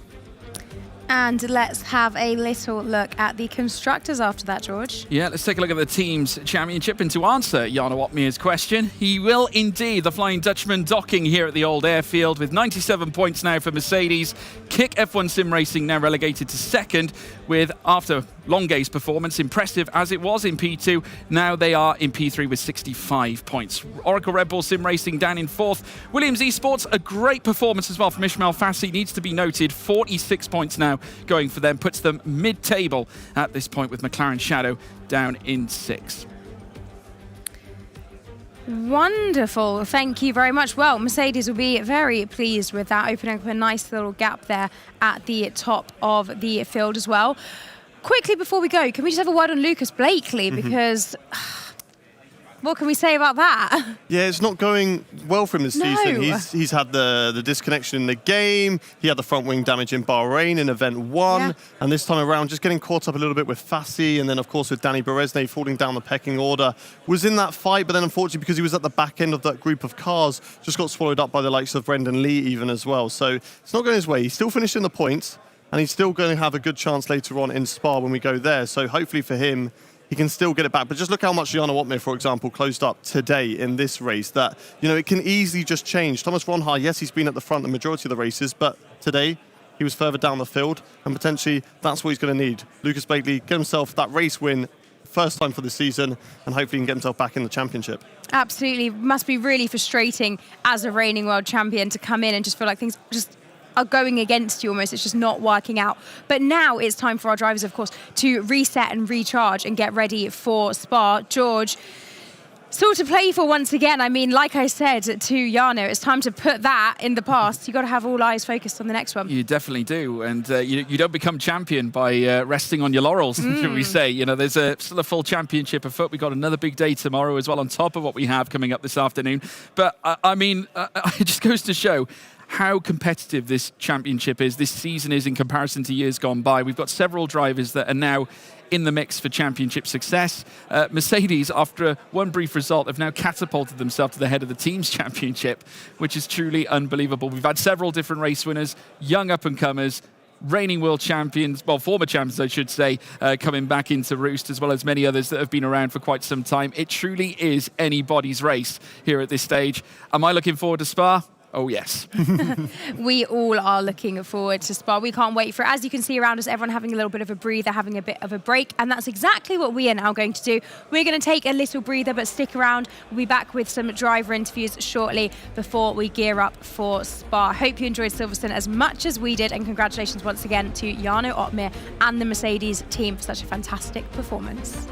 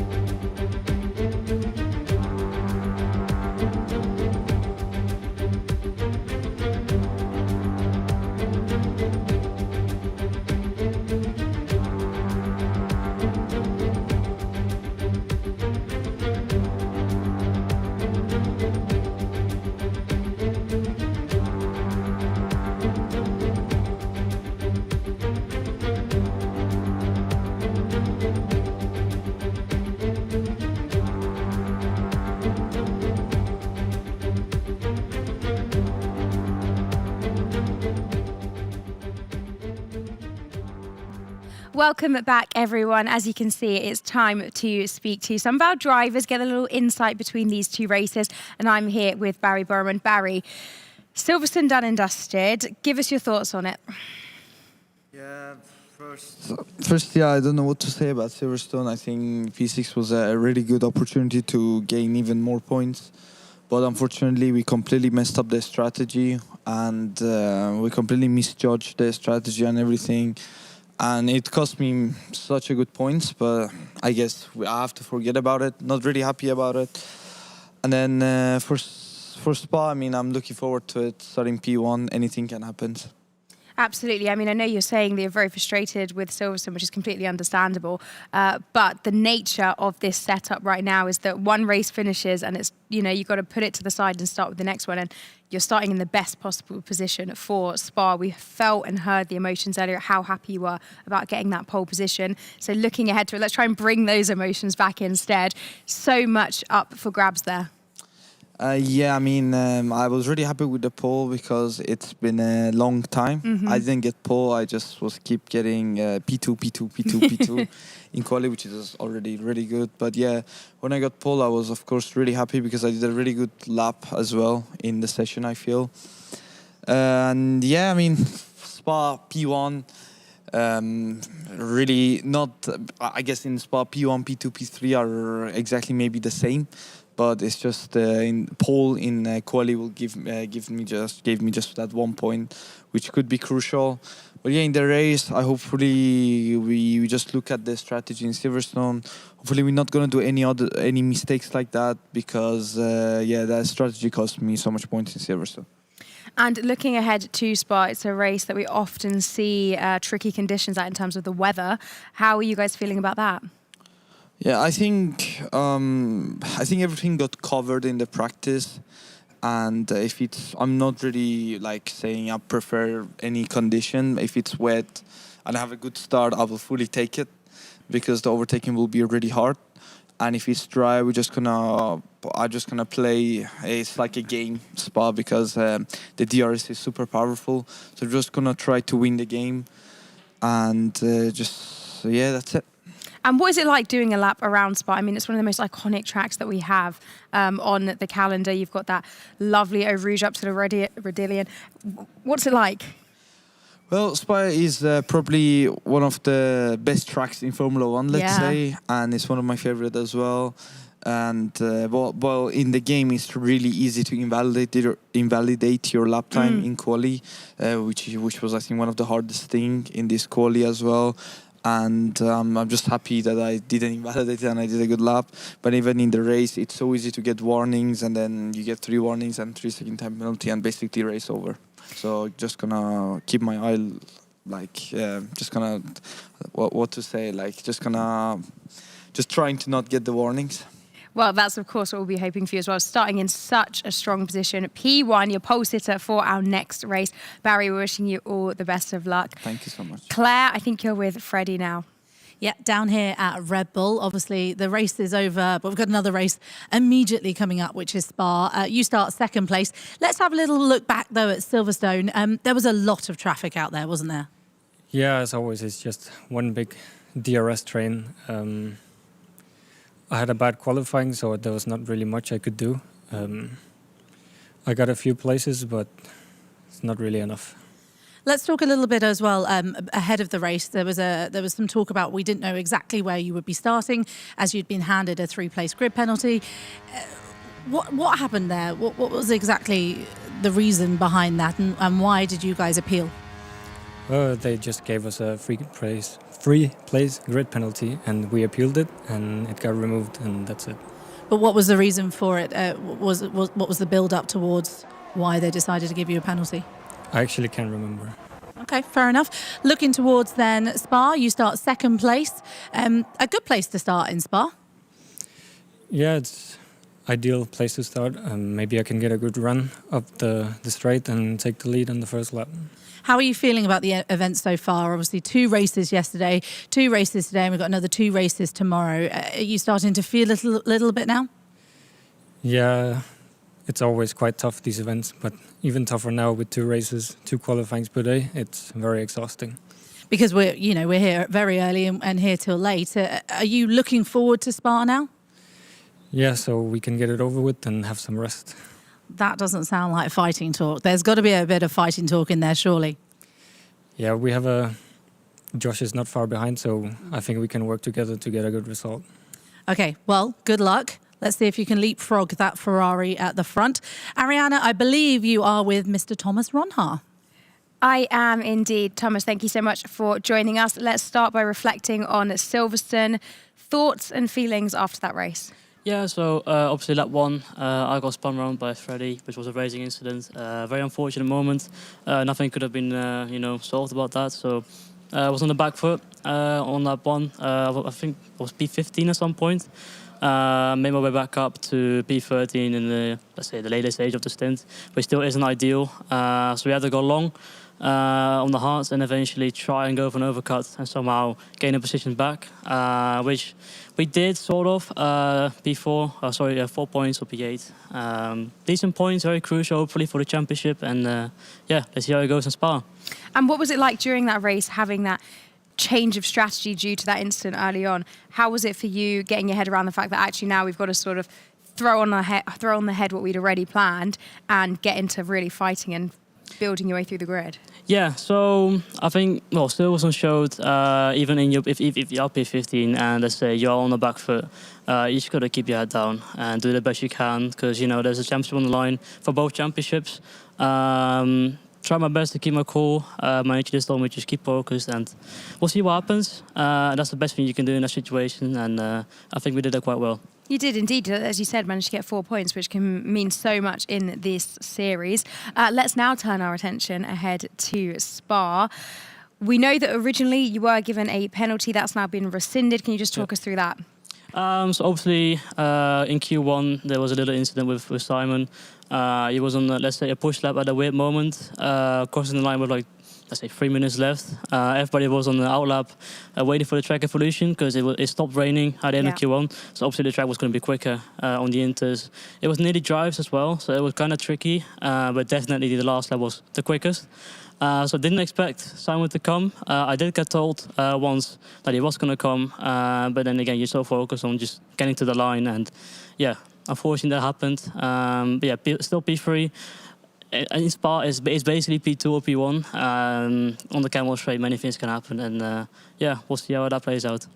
Yeah, of course, starting in a really strong position. Looking ahead to the race, we just spoke to Barry, we've heard from Freddie as well. Lots of opportunities out there. How are you approaching this one? One thing is for sure, I'm in, let's say, a group with some Red Bulls. So it's going to be tough. It's going to be hopefully an enjoyable one. And strategy will be important. Getting in track position, let's say on the second stint, will be crucial. Many things can happen. Many strategies can happen. It's Spa, a wonderful track. And we'll see. A wonderful track indeed. And looking at this event as a whole, you've been on really strong form through both the races yesterday and through the 2 qualifyings today. How are you feeling in yourself? It seems like you've really got a bit of a fire under you. Well, of course, I try to do my best. Yesterday went very, very well.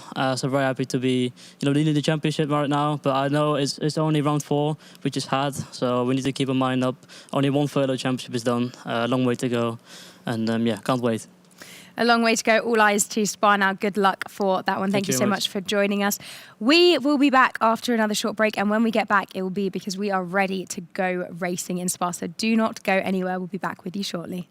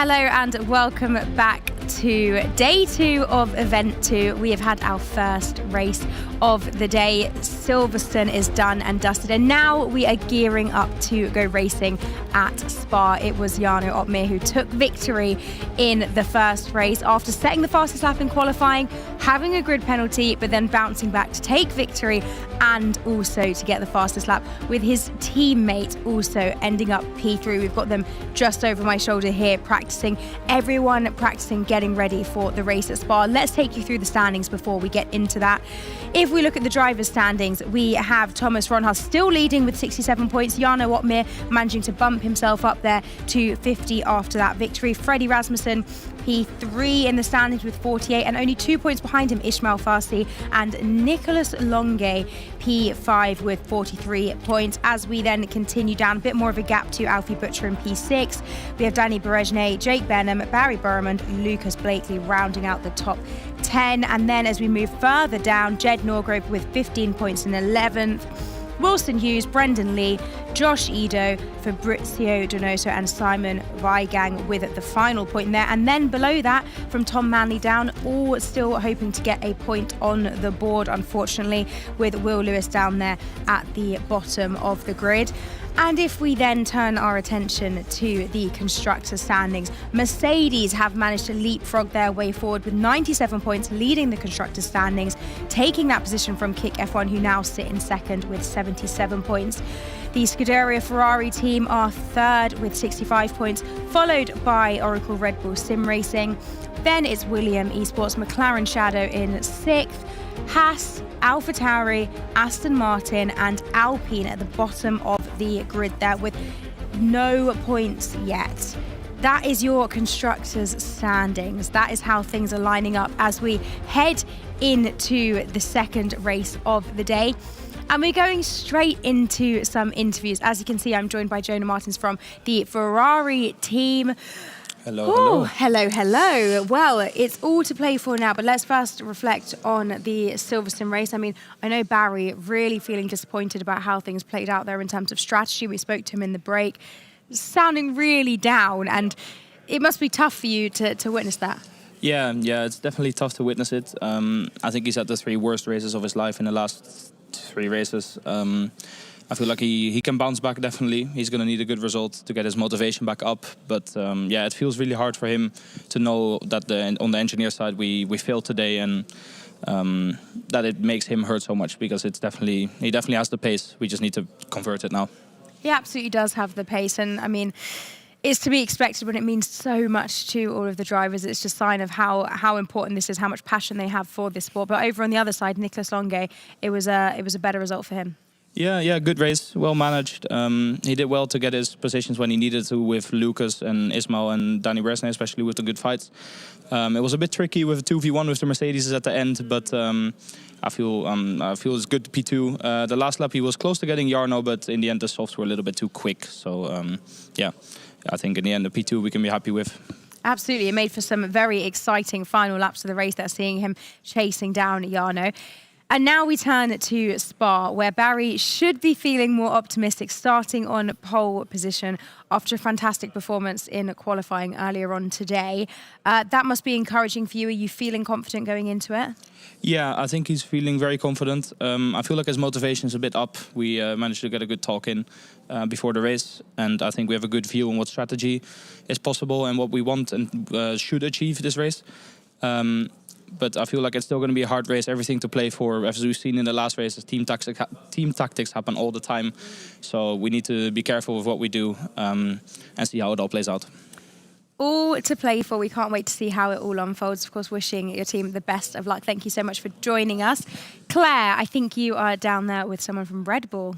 I am indeed. It's Joe Scholterschik. Lovely to see you. You're the esports leader, rather, for the team, but that's sort of a bit team managery, isn't it? Yeah, just a little bit, yeah. So I kind of oversee the team from a marketing and then performance perspective, working really closely with our team performance provider, Team Redline. Okay. Let's talk about this weekend. Well, I keep saying weekend. The last couple of days, we've got 3 days of racing, 3 days of qualifying. We're bang smack sort of in the middle, getting towards the end, I guess now. With 2 qualifyings tomorrow, 2 races tomorrow. Though today, 2 qualifyings, 2 races. We're heading into Spa now. Just talk us through how this has been for you so far. I think we're really pleased with how things have gone for us. I think we had a really good start to the week. Yesterday it was a bit of a blip in the race with the VSC, but we've shown that we've had the strategy right, and we've worked incredibly hard in the build up to this. And yeah, the lads are doing really well. I think that virtual safety car that caught quite a few different people up and down the grid. Heading into this race, though, you've got Freddie Rasmussen in a brilliant second place, looking to overtake Barry Borman into turn 1, I'm sure. Well, he'll try. Turn 2, maybe 3. I'm sure he'll keep trying until he does it. How confident is he that he's going to be able to take the lead early on? But I guess in esports, that's not really when you want to take it. It's a bit later on, isn't it? I think we've seen this week anything can happen. I think we're in a really good position to do really well, and we're very confident, but we'll see what happens. Okay, so Freddie is a man of few words, right? So talk to me about him. How does he communicate with you? How does he communicate with what he's after? He's actually really good at telling us what he needs and what he wants. He's while he's maybe a man of few words in interviews behind the scenes, he's really talkative. He's really great with the rest of us, and he gets his point across very clearly, and that's what more can you ask for? And a young driver as well in Josh Edo. How's he impressed so far? He's been great. He's a really great person to have around, and I think if we hadn't had that unlucky situation earlier this week, we would have seen him doing incredibly well in the race yesterday. So yeah, he's in P5. He's in a really good position as well. So hopefully we'll see both the lads do really well.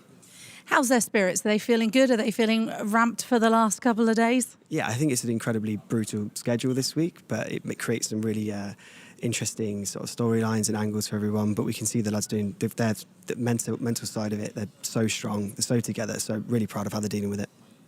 Lovely. Let's head over to Ariana, who is down at Kick F1. Oh, no, we're going to go quickly and see what happened in qualifying for Spa.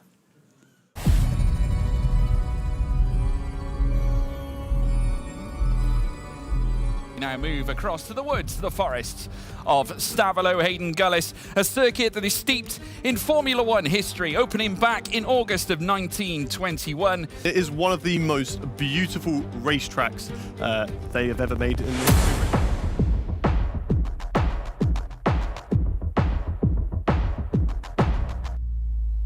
Things are looking good for Tom Malley, nearly a 10th up on his lap time, and that'll be enough to put him right up at the front unless anybody else is improving. But can he do it?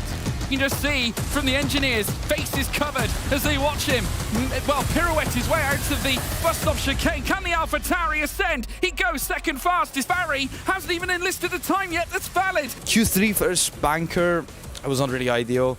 Did a mistake. As then we see Longue come through bus stop now, back on the throttle, back on the power, up towards the line. Can Longue disrupt the order? No, 6th fastest. Teammate Barry Burrowman goes fastest. Last run of Q3, had a really good turn 1, and then I just tried my best to put it together, and I did, and I'm so happy with the pole. It's P6 on the board for Lucas Blakely there, but what a drive from Barry Burrowman. What a lap to put himself on pole position. The races, of course, if I can have a good start, stay P1 after turn 1, I don't mind being wet because the overtaking is way harder. Well, there is your look back on qualifying, and now we have another interview lined up for you before we get into things. We are joined now by the team manager at Kick F1, Samuel Lebert. Samuel, right, let's, as we've been doing, look back on the race that we've just had. Both drivers able to get into the points. How do you reflect on that one? Yeah, it was a pretty tough run. We started from P10 and P11, pretty bad quali, but we managed to make it work somehow. The engineers made really good work with the right strategy, so yeah, pretty good. And what was it like for you during that race as you were trying to fight your way up? Phil, we spoke to Thomas Ronhart earlier, and he said it was tricky, but is there a level of excitement when you are trying to chase through the pack like that? Yeah, I mean, watching from the back, it's really exciting, and yeah, it was pretty tricky with the strategy because we had Jarno doing the overcut with the soft at the end. So Brandon and Thomas made actually the right decision to stay behind him and follow him as long as possible as we could, and yeah, it paid off. So yeah.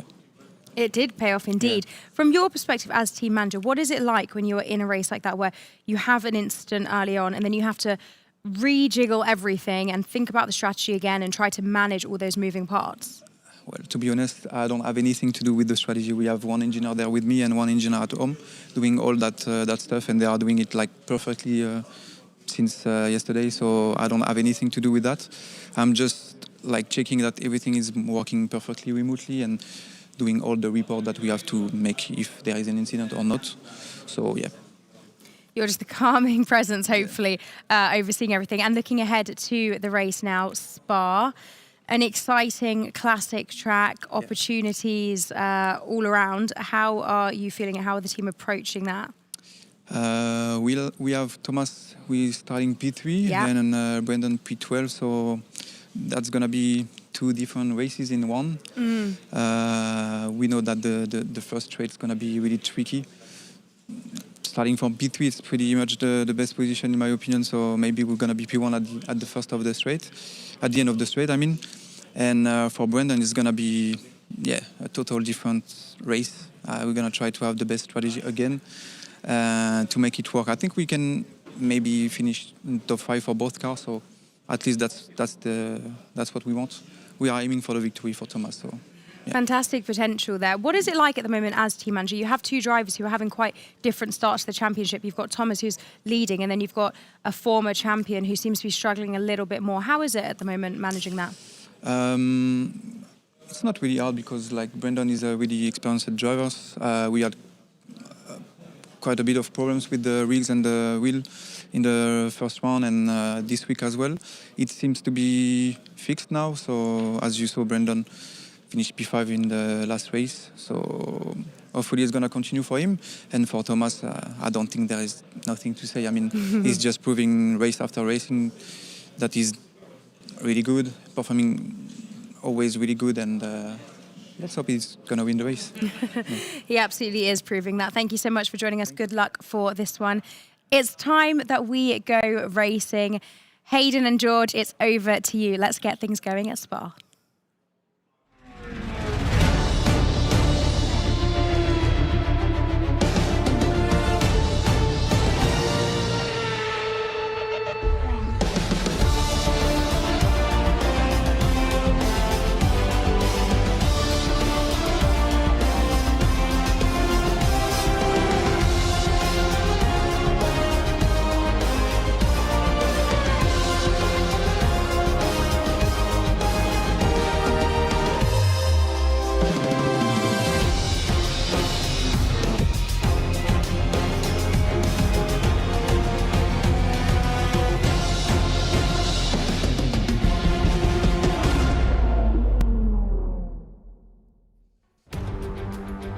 Round 5 and the hills are alive as the Formula 1 Sim Racing World Championship turns to the Stavelot Forest at the circuit of Spa-Francorchamps. 5 times we have raced here in the past, the totality of the Formula 1 Sim Racing World Championship, where Freddie Rasmussen has clocked up 2 victories in the past back in 2020 and 2021. Who won it last year? Barry Burremand. And of course, both of them share the front row this time today. Of course, we witnessed a stellar qualifying session, but first let's take you through the track map. 7.004 kilometres, that's 4.352 miles. There's 19 corners that make up this circuit, opened back in 1921 in the month of August. 70,000 capacity, and they're all going to be wowed, much like you spectators at home tuning in and watching this, as the best in the world of sim racing are going to duel around the stellar circuit of Spa. The forests are aligned, as are we in the commentary box, as we get set to take a look at the starting grid before heading into the race. Philip Presnader starts from the back of the grid in 20th spot, with Will Lewis alongside him in 19th for Williams. Simon Weigang starts 18th, with Danny Bergnet. Tough day for Mercedes, starting there towards the second last row at the back of the grid. Jarno Opmeer in 16th, just one up above his teammate. Ismail Fassi starts 15th. Williams also having a tough time. Wilson Hughes starts 14th, with Jed Norgrove in 13th place. Looking ahead to P12, we've got Brendan Lee and Patrick Schipos for Alpine. Alpine very nearly, well, they did manage to cling on to their best performance so far this season. Ulas Gilder in 10th. Alfie Butcher starts in 9th spot. Moving on up into the top 10 further, John Evans, a stellar performance, his best of his career so far, in 8th. Nicholas Longuet starts in 7th. P6, that goes to Lucas Blakely, with Josh Edo starting in 5th. Moving on up, the second row of the grid, Tom Manley, stellar showing, 4th. and Thomas Ronhaar in third. And we'll move on up to the front row. As we alluded to, Freddie Rasmussen, twice a race winner here in the past. Last season's winner, Barry Burman, starts on pole position. And we're going to be looking forward to taking you through this one, of course. Your commentary team, my name, of course, being George Morgan, joining me once again, the one, the only big guns, Hayden Gullis. Hayden, this is going to be some treat. I mean, we witnessed something great at Silverstone, did we not? Yeah, we've had one great race already today. Hopefully we're going to get another one. Looking at the track conditions, light cloud, no sign of rain so far in this race. I was looking at the radar on a few of the drivers' sim rigs, and it doesn't look like there's any rain on the way. So it's going to be a dry race, flat out all the way from start to finish, and it's going to be certainly an exciting one. Freddie Rasmussen, there he is. He's going to be lining up second place in today's race. What can he do? Can he get himself back on the top of the board? Of course, the race win as the event started with Jeddah. Can he get a second one under his belt and really try to reel in Thomas Ronhaar in the championship? Thomas Ronhaar, of course, got a one-place grid penalty, and he is starting in P3. But we're about to get ready with some racing. So, George, I'm going to head over to you. Yeah, sit tight, everybody, as we get ready to set up onto the grid. There's your pole sitter, Barry Burman. Can the lightning strike twice for the Scuderia Ferrari? I spoke to Barry earlier on. Bear in mind, this is his one and only victory to date in the F1 Sim Racing World Championship, and I'm sure he'd love to add one more. We are mere moments away as we await the light to go red here at Spa. Here they come, 3 lights, 4 lights, and the 5th light. And it's pedal to the metal, and it is go, go, go, go, go. Barry Burman leads the way. Oh, big moment. Goodness me, Patrick Sheepos has bailed on it. So has Ulas Asjulrim. A major clatter against the barrier as we witness drama already on the get-go. Here now, Barry Burman leads the way. Freddie Rasmussen, Tom Manley going wheel to wheel with Thomas Ronhaar as they battle it out for 3rd place. Manley has his number, and Josh Ito has ascended to P4. But look at this, Burman trying to cover off the attack. Manley ascending again, trying to take down Freddie Rasmussen. As I said, won here twice before, and Manley has screamed through to 2nd place. What a drive from Tom Manley to get himself up through the field into 2nd place. We witnessed that crash momentarily at the back, but we'll talk about that later when hopefully we get a replay. Thomas Ronhaar going wheel to wheel with Josh Ito, and now with Lucas Blakely. Will hold the inside line and will hold position. Mixed strategies across the board. The front runners running softs with Josh Ito on the mediums. We'll get through those when the tyres pop up on your screen, but Thomas Ronhaar still running at the moment in P5. It looked like it's Ulas and Philip Prejneda who got caught up together, both missing a front wing. It looked like the Haas was in front of the Alpine. They just got caught together and then skated over to the inside barrier, and unfortunately looks like for both those drivers their day is done, sadly. But looking further back up to the front of the field, Thomas Ronhaar in P5. Let's take a look through the tyres. So we've got the front 3 who are on softs. They're going to be really trying to break away from the rest of the drivers. Mediums for Josh Ito and mediums for Lucas Blakely. Alfie Butcher on the hards. We've got Thomas Ronhaar overtaking Josh Ito. Of course, he's on those softer compound tyres, going to have much better grip, but he wants to get past those medium runners as soon as possible. Further down the field, unfortunately for Ulas, he was hoping to try and go down the field as Thomas Ronhaar. Huge dive there on what looked like, which car was that? Was that Josh Ito there, trying to get up the inside? It looks like he's recovered it well. He's not dropped out of positions. He's still holding P5, but that was close to losing completely. Dives up the inside now on Josh Ito, and again, a little bit of frustration there from Thomas Ronhaar, collapses into the side. I think that this time it was a Freddie Rasmussen, and he's losing a lot of positions at the moment, and that was not smart there from Thomas Ronhaar.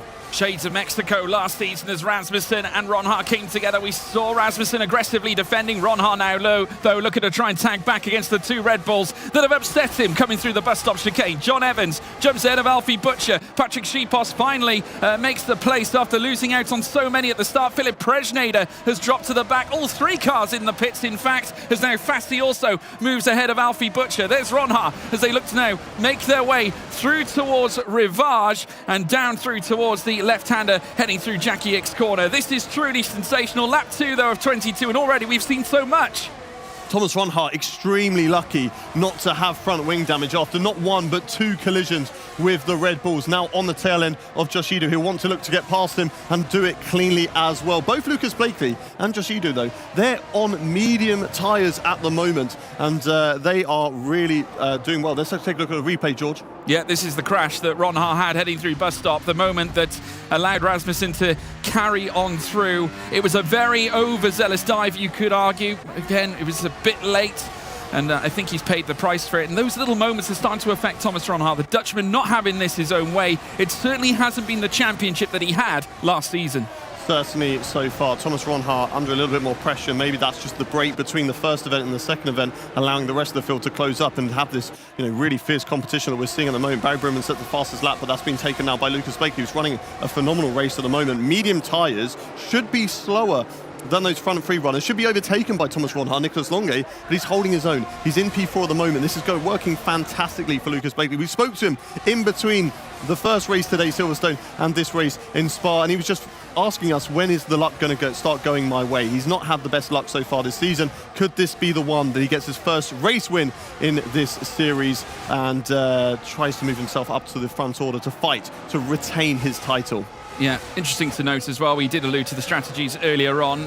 Lucas Blakely and Josh Ido, both on those medium tyres. Great opportunity for them to do something that Jarno did in the previous race at Silverstone. If they can now whisper these tyres through effectively, a brilliant overcut could be on the cards, but we'll have to wait and see. We're on lap 3 of 22. Of course, DRS now enabled as we witness Jarno Opmeer, Silverstone race winner, British Grand Prix winner here in the Formula One Sim Racing World Championship, and registering his first race of the campaign, race win of the campaign as well. And not only that, taking his 10th win in totality in F1 sim racing history, and he has managed to fly Mercedes up to the top of the standings. Yeah, certainly so. They're making some good ground so far in this race. Danny Berezne, P12 at the moment. He started further down the field in P17 with Jarno Opmeer, P16. So Berezne making up more positions than Opmeer, which is interesting because Opmeer, you would say, is on the better tyres. But let's take a look at the race restart and look in the background for the Haas and the Alpine as he just moves across. And it was a slight tag. It was actually Euless who over-defended into the first corner, moved across the Alpine there, and both of them, unfortunately, into the barrier. Would love to get on board to see exactly what it looked like there from the view of I believe it was Patrick Sipos, who got clattered into as they were going wheel to wheel on the run-up through Eau Rouge and Radillon, side by side. And this was just really interesting. So many cars so close together as they went into the braking zone, Le Combe. Here's a replay on board with the Mercedes. I believe this one is Jarno Opmeer. And look how is he seen in front of him? Yes, there you go. Ulas just darting over to the right-hand side. The Alpine and the Haas driver both being taken out of this race. And Alfie Butcher's also retired from the race. He was in P17. So what's happened to Alfie Butcher in this race? He's now out. We're going 3 wide down the Kemmel Straight. Battery lights flashing as we're still getting more race replays there from those guys. But cutting to the live feed, there's action everywhere at the moment. Alfie Butcher is out of this race. Interesting to know what has happened there. I'm sure Claire has run down there to try and see and find out. We'll get more information on that later. Yeah, definitely something major has occurred. Alfie Butcher now out of the race. So we're now down to 19 cars. Thomas Ronhaar was tying up with Nicolas Longuet and Josh Ido, heading up through towards Les Combe. Now sees himself splitting the pair of them right now. It has not been an easy day for Ronhaar at this point. He's pretty much remained here, though, through the entirety of the race so far, but still at this stage, as we now see Fassi and John Evans coming together. Fassi, again, another stellar overtake. We're so used to seeing him pull these kinds of moves off, heading through Campus and Stavolo. Now, this is the moment where Thomas Ronhaar went side by side here with Josh Ido, in fact. This was a battle for P6, heading through towards Les Combe.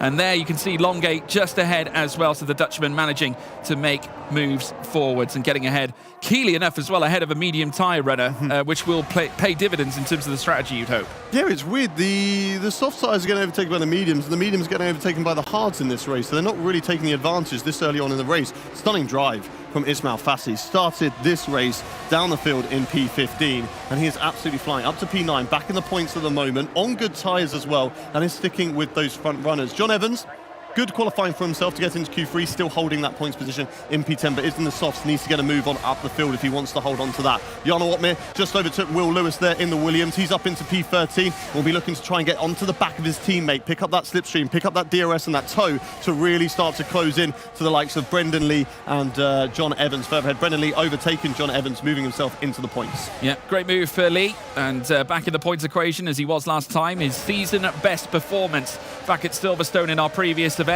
As now, or should I say previous race, as now Jarno looks to come out of Malmedy and chasing down his teammate Danny Berejné as they make their way through Rivage now, cutting in deep to the inside. And they'll be looking to try and make their split strategy work out for them here, because of course Jarno on the mediums, Danny is surely going to go longer on to the hards. So interesting to see how that works out for Mercedes as we make our way through the race as they now head through P1. Here's a replay of the moment as Jarno laid down the attack on Will Lewis. Yeah, looks at it around the outside into La Source, right round the outside of Will Lewis. Kept it pinned there as well. Will Lewis defended on the inside, but it was to no avail. Jarno Opmeer with a fantastic manoeuvre right around the outside, and that moves him up into 13th position in this race. And now on the tail end of his teammate, Danny Beresne, who is right up tucked behind John Evans, actually going wheel to wheel as they go through Blanchimont at the moment. Jarno Opmeer just trying to keep close to these guys as much as he possibly can. And we'll see whether he can close in the gap. But here we go, a bit of fighting as we've got John Evans going up the inside of Brendan Lee into the final corner. It's wheel to wheel between those two. Brendan Lee overtook him, demoted John Evans out of the points. John Evans wants that point position back. He's going to look up the inside, but Brendan Lee defends. He's going to go the long way around in La Source. Can't do it. And Danny Beresne has to sit patiently behind this battle. Yeah, and this is exactly what John Evans needs to do. This is his best qualifying performance that we have seen so far this season. Remember, getting through to Q3, breaking into the top 10. He is on the softs, however, and has dropped back, which does go against him, but he needs to try and break back past Brendan Lee. But here comes Jarno Opmeer, who now looks to go up his outside now as they make their way up towards Lakecombe. He might do a double, taking on another two-time champion by that of Brendan Lee, as they now peel through that section now. Still, though, it will be Jarno, Beresne, who jumped ahead of John Evans. Couldn't quite catch Brendan Lee, however. I didn't want to correct you because you were just I was in the moment, man. there. In the moment. The amazing Claire Cottingham has been running around, finding out what has happened, and she has relayed some information to me. Alfie Butcher sadly got a little bit of front wing damage, must have happened potentially at that start, and he retired because of that. Because sadly, any single little bit of damage, we don't have usually safety cars or virtual safety cars. Of course, we did have it yesterday, but on the majority of the races, we don't have those as a lifeline to get yourself back into these races. So if you damage your front wing, you have a spin, anything like that, sadly, your race is most likely done. But John Evans holding on to the back of the pack, and it's not really going well for him because he's on the soft tyres and you kind of expect him to move further up the field, and sadly it looks like he's falling down. Yeah, apologies for the Jarno Opmeer fans, but you are going to get an overtake from Jarno Opmeer. He does finally get past John Evans. Eventually I'll get my eyes tested, I promise. So you now venture through Blanchimont and down through towards Bus Stop. Danny Beresne still in 11th spot. And Jarno now hovering all over the back of his teammate. As I said, different strategies. Freddie Rasmussen are now coming up against Lucas Blakely. Now, this is where two juggernauts will collide, heading through towards turn one. Blakely with the inside line coming through La Source. Rasmussen hovering around the outside as they look to try and send it through towards Eau Rouge and Radion. Who's bravest as they head up through one of the most daring sections of this circuit. Still in fourth position though, Rasmussen here at this point, but he'll have the chance with the slipstream and the DRS as they head up through towards Lakecombe this time. There you can see them, surely not three wide here on lap 7 of 22.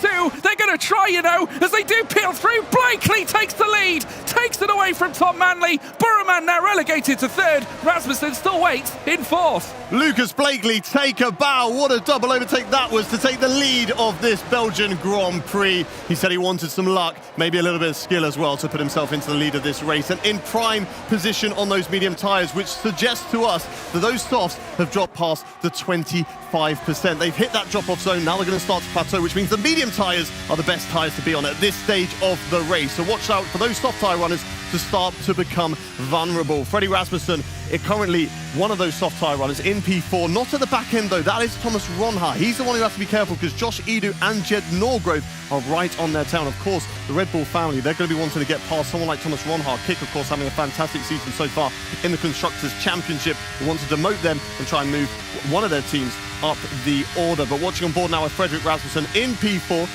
2 tenths currently behind the Ferrari driver of Barry Broman. Barry, of course, starting in pole position, but just because he's currently in P3 does not mean he is not in contention for the race win. All drivers not pinning into the pit lane yet from those soft tyres. Still plenty of the race left to go.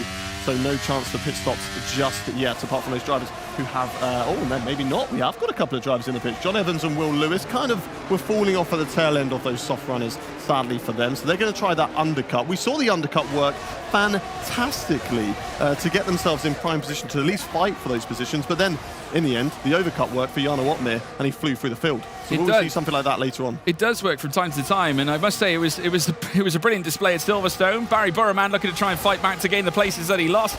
He is now blasted ahead of Lucas Blakely. Tom Manley, of course, retaking that lead, and now holds it for AlphaTauri. Good display from Manley here in this event so far. With Stella back at Silverstone in Q2, where he did go fastest of anybody, taking P1 leading up to the Q3 stage of that qualifying session. Now looking to take the major points, and could do this time.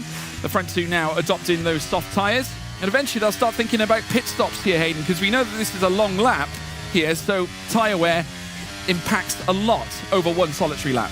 Yeah, you go one lap too late, you kind of, you held up for nearly just shy of 2 minutes of lap time there. So it's a lot of time that you're going to be losing to those guys that are doing an undercut. And the undercut obviously is going to perform so much better because you can stick on a brand new set of tyres. Those tyres would have dropped off already on the guys who are staying out a little bit longer, and you can start to reel them in. But the deficit is that you're going to be on older tyres later on in the race, so those guys who pit later can start to catch you up. Barry Burman, Tom Manley and Freddie Rasmussen, Nicholas Longay all yet to come into the box from those soft tyres, but we might start to see that soon. Will Lewis and John Evans, there are guinea pigs. They've decided to come into the box off the soft tyres. Will Lewis, though, has decided to go onto soft tyres. So interesting strategy call from them. Peeling into the pits, Tom Manley, and it looks like Freddie Rasmussen is in there as well. Yeah, it's Manley and Rasmussen who have decided to jump, and they're not alone either, because Nicholas Longay has decided to do the same, as has Thomas Ronha. As we now see Ulas Gilderim following on with Patrick Sheeposh. Remember, these two were involved in that tussle right at the start that ended up with both of them heading into the barrier, clattering it pretty hard as well. No doubt both having to box to repair the damage to their front wings as they now hurtle down through towards the bus stop, but this time we rejoin the action up at the front. Lucas Blakely and Barry Burman coming together. Blakely getting the overspeed as they make their way up towards Les Combes. This time Blakely leads, as now Burman is relegated to second. Josh Edo now up to third. Jed Norgrove waiting in the wings in fourth place. He's had a fantastic event as Jed Norgrove, and Ishmael Fassi down in fifth, still very much in the mix. And a quick shout out to Brendan Lee now. Of course, after all those pit stops that have now flurried inwards, he's on the hard tyres. He can go longer. Those hard tyres are going to perform here in this initial, should we say, three-quarter stint of this race. And we'll see how that strategy unfurls as he goes for that huge overcut. I noticed earlier on Josh Edo's light was flashing at the start of this lap, meaning that after those guys peeled into the pit lane, there must have been a bit of a gap between him and the front runner. So he burnt the ERS to try and catch up to those guys to make sure he was not a sitting duck and out of the DRS range. On board now with Jarno Opmeer as they wind their way down in towards Stavalo at the end of lap 9 now. We're going to see potentially more drivers peel into the pits. Certainly Barry Burman surely has to jump into the pits on this lap. Nicholas Longay got preference of the undercut though from Ferrari. So interesting strategy between those two drivers, that the driver who was actually behind in terms of order on the track got preference in boxing. So it'll be interesting to see how that plays out. Of course, Barry Burman was the one who put it on pole for this race as well. Nobody actually peeling into the pit lane there, and Barry Burman opting to stay out for longer. So the soft tyres still working fine for him. He wants to stay with the train and hopefully have good mediums for later on in this race. Yeah, heading through towards turn 1 at the source, this time on lap 10 of 22. Opmeer now on the back of Brendan Lee. Now the two-time champions will collide. Of course, Opmeer breaking ahead of Berejnay. We saw Berejnay unseating Lee, or very nearly unseating Lee earlier on. This time, Opmeer is going to try it, and very early on the outset of Eau Rouge and Radion, he's going to try and tackle him, heading up through the Kemmel Straight, and he's done so brilliantly. And now gunning after Ishmael Fassi. Brendan Lee, though, remember, still on those hard tyres. Jarno Opmeer has been performing overtake after overtake all day today. Silverstone, what a performance that was from him, and it seems to be like he is not done just yet. Flying through the field here in Spa. Looking at the front, Lucas Blakely just on the back of Barry Burman, who's of course on those soft tyres. But all these guys working together very nicely at the moment. They're not scrapping away too much because, of course, if they start to do that, those guys have already done the undercut. Tom Manley, Freddie Rasmussen, Nicholas Longay, Thomas Ronha, they will be right on the back of them, or most likely up the road in the distance if they start scrapping away the fronts. They have to play it smart. Jarno Opmeer, though, making nice clean overtakes and needs to do that continuously through this race to again make sure they don't hold up each other. Here's one of the chasing pack, Thomas Ronha on the back of Nicholas Longay. Will Lewis on the soft tyres has managed to get himself back up to the rest of these drivers, but it'll be interesting to see whether those soft tyres can last till the end of the race. I'm sure they're going to be hurting, but it's allowed him to catch back up to this chasing pack. He's got the DRS on those guys again, so is John Evans, so it'll be interesting for those guys where they can filter out later on. Lucas Blakely tucked up right behind Barry Burman at the moment. There goes Barry peeling into the pit lane, deciding it's enough of those soft tyres. With 12 laps left to go, he fancies a set of mediums. Yeah, so Blakely heads down through towards turn 1 in the McLaren.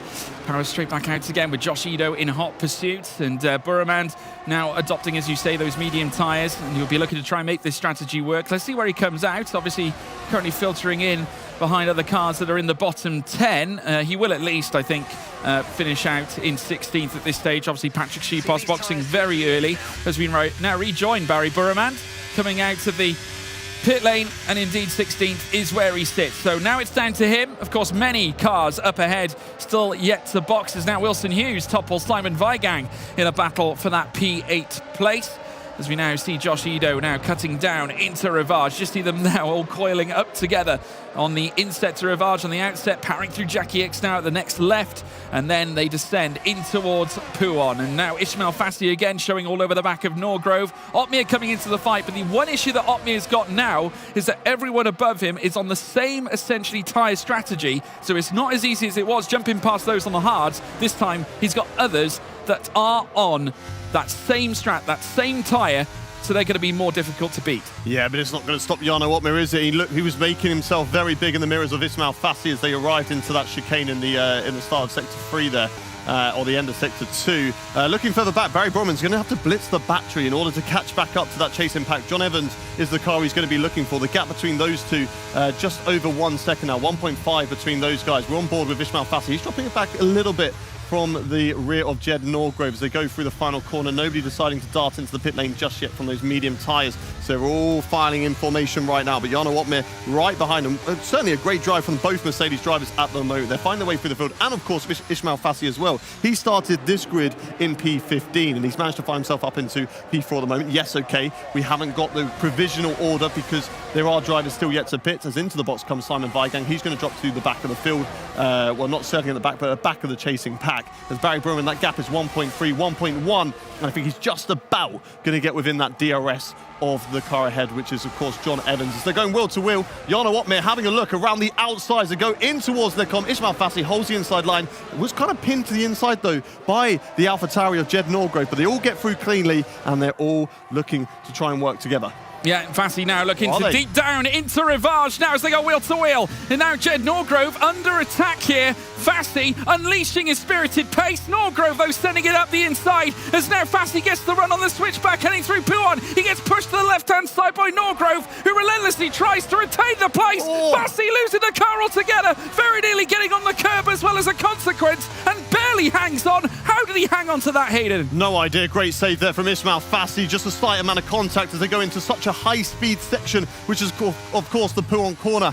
He just tagged him on the rear, unsettled the car, but was able to catch it perfectly. I don't think it was a wise choice to go for that attack there, because if you look at the gaps, it nearly broke away from that 1 second from that leading pack up at the front. They are fighting, though. Here comes Danny Beresde all over the back of Ismail Fassi. He's having a look as they go through Blanchimont. Will he go for a move down in towards the bus stop chicane? He's tucked up right behind him. Fassi defending the inside line, tucks back onto the racing line, and Danny Beresde decides not to. But they're all peeling into the pit lane now. Lucas Blakely, we've got Josh Ito, Jed Norgrove, Ismail Fassi, Danny Beresde, and who doesn't decide to pit? Jarno Otmir has to go longer because, of course, Danny Beresde was the lead car. He gets preference. He did go long on those mediums, though, at Silverstone. He's trying the same thing again this time, allowing his teammate. They don't want to double stack, trying to avoid that at Mercedes if they can. Obviously, Otmir's concern was, I'd imagine, getting held up in that scuffle with Fassi, and also the other cars around him as well. It was getting all a bit fraught between them as we now rejoin the fight with Thomas Ronhaar in P6 chasing after Nicolas Longuet.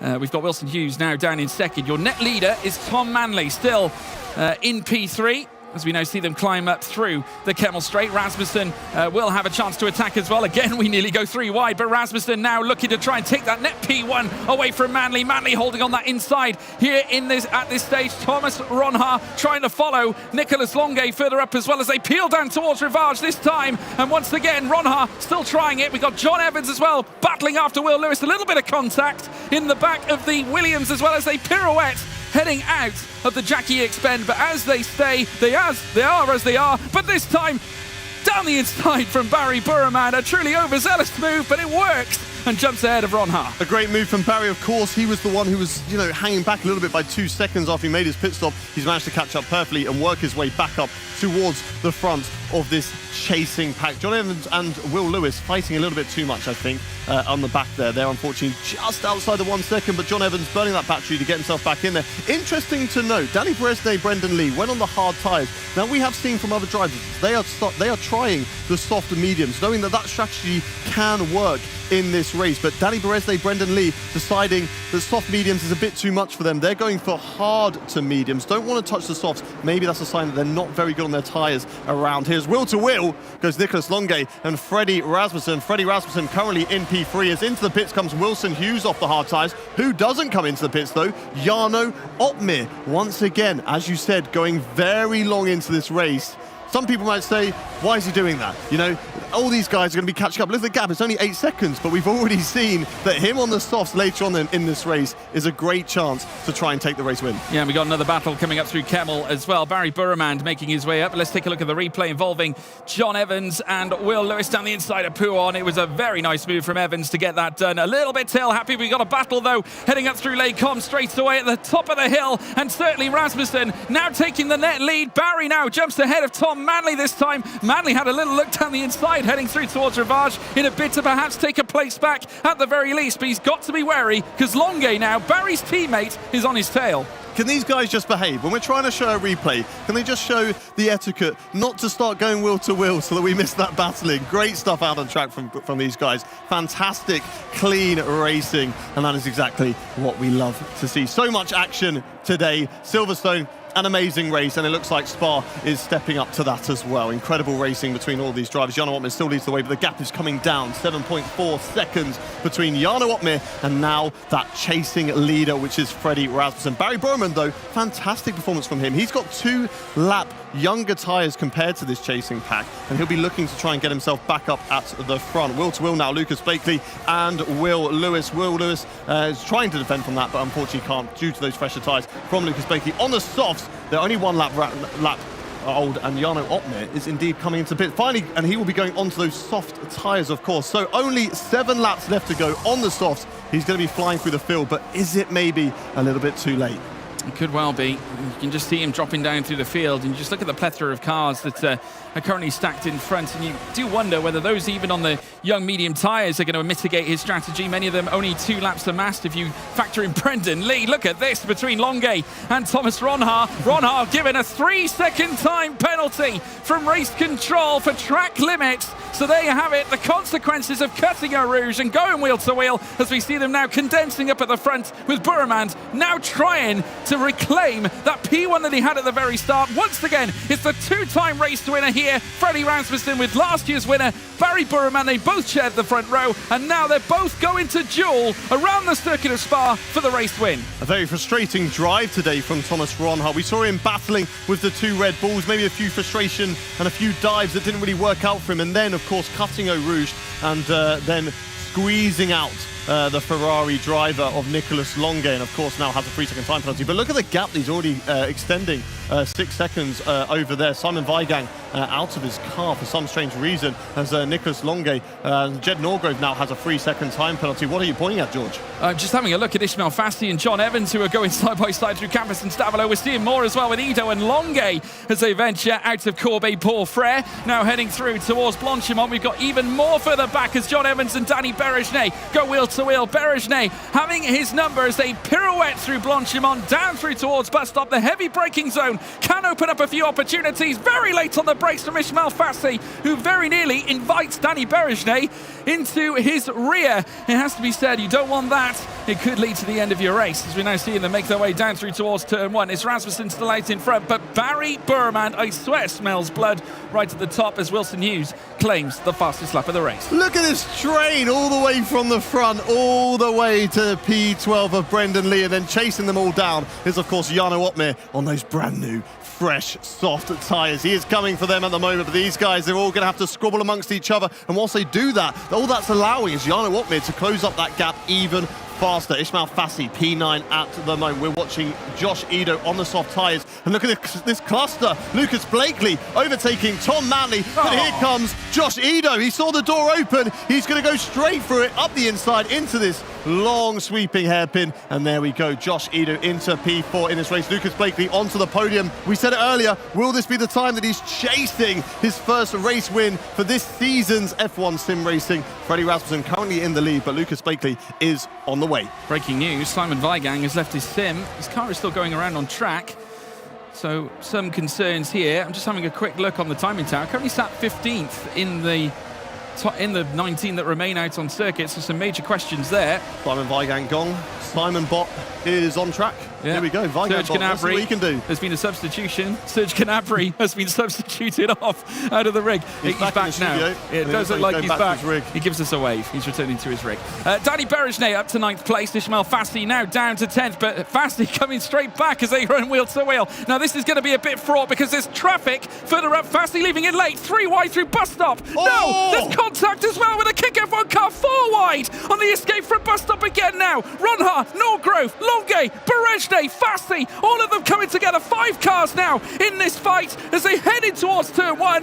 Berejnay now sticking it up the inside of Nicolas Longue. The tenacity of one Danny Berejnay as he now moves up into P8 and closes up on Thomas Ronha. A stellar showing. 4 drivers, 4 wide into the bus stop chicane. Of course it was never going to work, but here comes Danny Berejnay down the Kemmel straight. No way. Jed Norgrove. Surely goes not. to the right of Thomas Ronha. 2 drivers who both have 3-second time penalties. Up the inside, he goes purple in sector 1. Fantastic driving there from Danny Berejnay to find his way through the field. 4-lap old tyres, much better than the drivers ahead of him, including Tom Manley, who is in P5 at the moment. Also down further in the field, Jarno Opmeer, 13th place. He is closing up 1.4 second gap to the rest of the pack, and then it's all about whether he can find his way. But we've already seen they're so close together and they're all just scrapping with each other at the moment. It's going to be difficult for Opmeer to find his way through the field. Danny Berejnay has just taken down 5 cars in one sector, the opening sector coming out of turn 1. It all commenced though coming out of the bus stop chicane. It got chaotic. Brendan Lee now going for it as well, very late on the brakes through the Lafanier chicane. That's a racer's move if I've ever seen one, and the 2-time champion now in 9th is looking to enlist himself higher as well.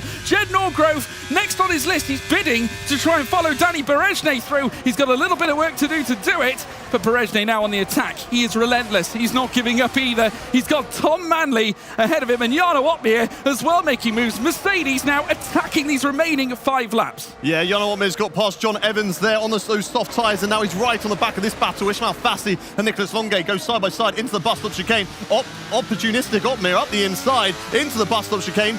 Longue will have the inside as they go into turn 1, but he's going to have to try to do it around the outside. He's got much better battery, and there he goes ahead, and he's up into P11. 1 place now off the points, but here comes Longue up the inside. And can he hold it? Yes, he can. Opmeer up into P10, P11 now. Yeah, certainly is. And now he's got Rouge and Radion to come. Do you remember what he said in his post-race interview back at Silverstone? Points would be beautiful, and he might yet get them here because Ismail Fassi is a sitting duck, and a very primed Jarno Opmeer is going to try and land a blow to the Williams and has sat him down in P11. Jed Norgrove is next, and now as he looks to circulate his way through Lake Com, Malmedy next. Jarno Opmeer on fresh, very fresh soft tyres. 3 laps accrued on them as the 2 Kick F1 cars come wheel to wheel. Brendan Lee now up to 7th. Yeah, the 2 Kick cars swapping positions because Brendan Lee has much fresher tyres and also doesn't have a 3-second time penalty that Thomas Ronha does. Another team that did that, Red Bull. Josh Edo was allowed to overtake Freddie Rasmussen there and move up into 3rd position. He's also on brand new soft tyres and hunting down Barry Borman on those mediums. We've got 4 laps left to go in this race. Brendan Lee is flying at the moment, P7. Fresh soft tyres on the back of Danny Berejnay, but it's up to Danny Berejnay to try and open that door, and if he's going to do it, then Brendan's going to fill it.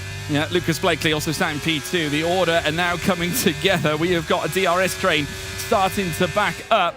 And Josh Edo also in the mix as well. Could be on for a big result for Red Bull this time around, as now Jarno Opmeer once again ascends and jumps ahead of Jed Norgrove as we take a look at the replay. This is to do with the Red Bull interchange. We see Freddie Rasmussen and Josh Edo swapping. A very rare occurrence that we would see it this way around because, of course, usually Freddie's the one doing all the moves, making all the moves. This time they're saying, Josh Edo, it's your go. try and attack these top two. Yeah, one thing I've really noticed with Josh Ido, every time we see him, his battery is flashing. He's up the inside, goes Jarno Opmeer on Thomas Ronhaar. Thomas Ronhaar is having a very, very frustrating race at the moment. The two Dutch drivers going wheel to wheel as they go down the hill to Eau Rouge, but Opmeer is going to get the job done before it. And now in his sights is the two-time world champion of Brendan Lee. And look at how much he's gaining through Eau Rouge and Radion. The move is pretty much done before they even get to the DRS activation point. And there we go, Jarno Opmeer behind his teammate now into P7. And I'm sure, once again, we're going to see more team orders with Jarno Opmeer being allowed to pass Danny Berezne. A wry smile on the face of the Flying Dutchman as he burst past his fellow two-time champion counterpart. He had a little look there as well to his teammate. He's like, come on, mate, let me pass. Come on. There's some team order discussions, I think, because there were some words mouthed between Danny Berezne and Jarno Opmeer. It looks certainly like it came from Jarno Opmeer's standpoint as they now look to rush down through Pouhon. Berezne a little bit preoccupied, though, with Tom Manley up ahead, however, as they look to make their way through towards the segment, well, the next chicane segment at the very least, as they go through the next right and left. And I get the sense, I've got the feeling, I've got a tingle, Hayden. Great chance here for Jarno Opmeer. Well, we saw it earlier in Silverstone. He pulled off this strategy and he Surely got not again.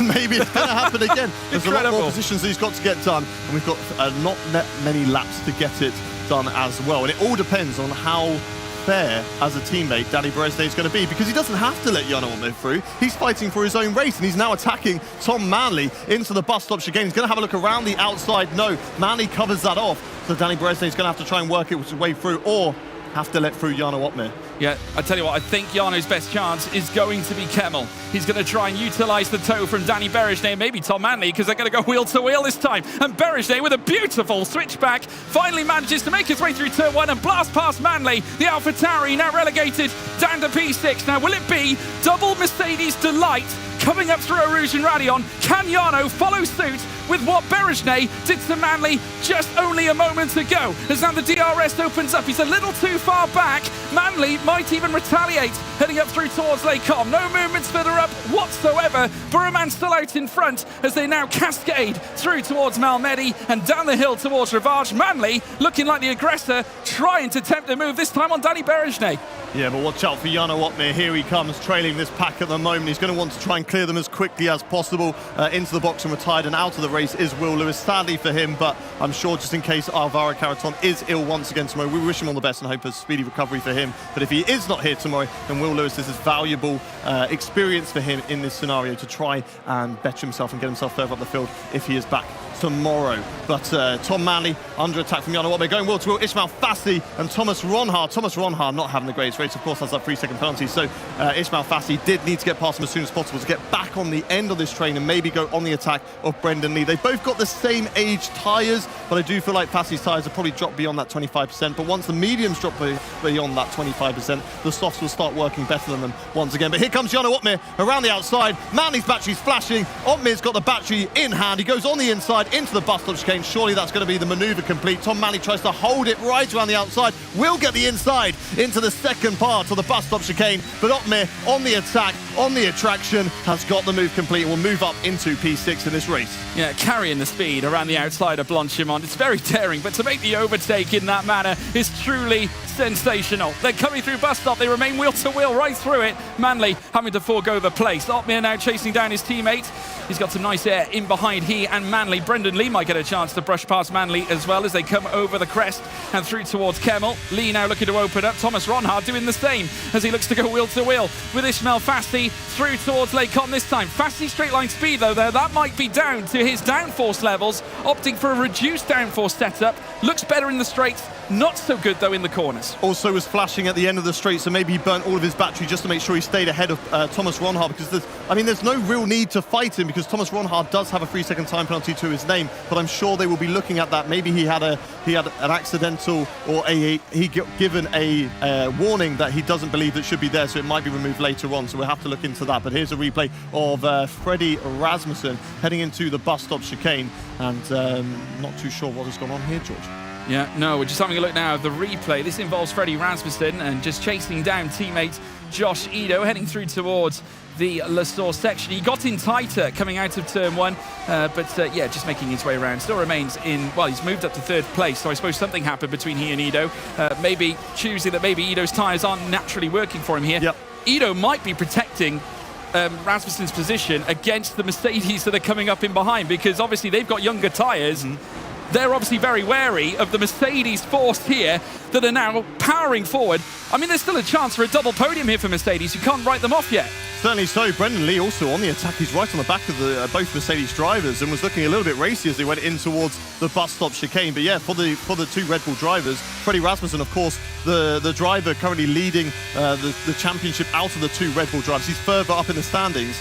So if you're going to put all your eggs in that basket, you're going to switch over the positions and give Freddie Rasmussen the best opportunity to try and fight for this driver's championship. Brendan Lee, though, dropping a little bit off the back there of Jarno Opmeer, who's pulling out of the slipstream of his teammate Danny Bresnay to cool that engine, and the gap seemed to be spreading out a little bit, just getting ready for maybe a last lap shootout into the bus stop chicane. Yeah, we're on the final lap of the race. Lucas Blakely has also managed to take the lead away from Barry Burman, so it's getting spicy now at the front as the two former McLaren teammates are fighting it out for victory here, and it's a vital one as well, because remember, Blakely is yet to win this season. Barry Burman looking to take his first victory as well. Not only that, to go back-to-back here at Spa with victories from last year and this year too. So it's Blakely who leads the way. Burman trying to tee something up. You can just see the camera panned on Lucas Blakely right now as he looks to try and lay claim to what would be, I'm sure, in his mind, a relief victory at this stage in the season. Former teammates, these two last season in F1 sim racing, now going to go wheel to wheel for one last time at this Belgian Grand Prix. Who's going to come out on top? Will it be the Ferrari of Barry Burman, or will it be Lucas Blakely? As they head down to the bus stop chicane, it's Barry around the outside. Yeah, he's coming around the outside of Blanchimont. Barry Burman for the lead of the race, coming through the final few corners. What a way to win at Spa, but Blakely coming back. He's not letting it go. Contact as they make their way out. But for the second time here in Belgium, it's Barry Burman who takes a sensational victory and overtaking the final sector on the current champion, who has yet to score a race win, but it will still be a relief of a podium for Lucas Blakely. But take a bow, Barry Burman. You are a race winner for the second time in your F1 sim racing career. Barry Burman's just going to be hoping that we go to Spa for every round in every championship in the future. He excels around here. And there we go, Thomas Ronhaar, not his day today, massively upset with that one. But he is obviously got that nice, soft, nice gap in the Drivers' Championship. But as you can see, very, very upset with his race today. A 3-second time penalty, but I'm sure he can bounce back when we return to racing tomorrow. Two tracks, Zandvoort and Kota, and I'm sure he's going to be very, very strong around there. Freddie Rasmussen finished on the podium once again. Very, very consistent for him in this championship. Lucas Blakely, whilst he finishes P2, will be disappointed with that. It was right down to the last corner and, you know, was trying to go for the switch back into the bus stop chicane, but Barry Burman just defended it perfectly. He put his car right up on the apex. Lucas Blakely couldn't get a switch back on him, and there we go. Ismail Fassi just looking at the camera there, sticking his hand up. But that's nice and calm there from the Ferrari boys. But Thomas Ronhaar, disappointing day for him. I understand the disappointment, and I understand how he can be upset with that race, but he needs to hold his head up high. It's still a long season left to go, and he's going to have plenty of opportunities to really prove himself over the course of the season. Yeah, inconsolable, I think, at this point is the only word to describe Thomas Ronhaar. Barry Burman, entirely the opposite. I must say, he's had his own fair share of emotion so far, especially this week. Well, with this week and this event. And a hug between two former teammates.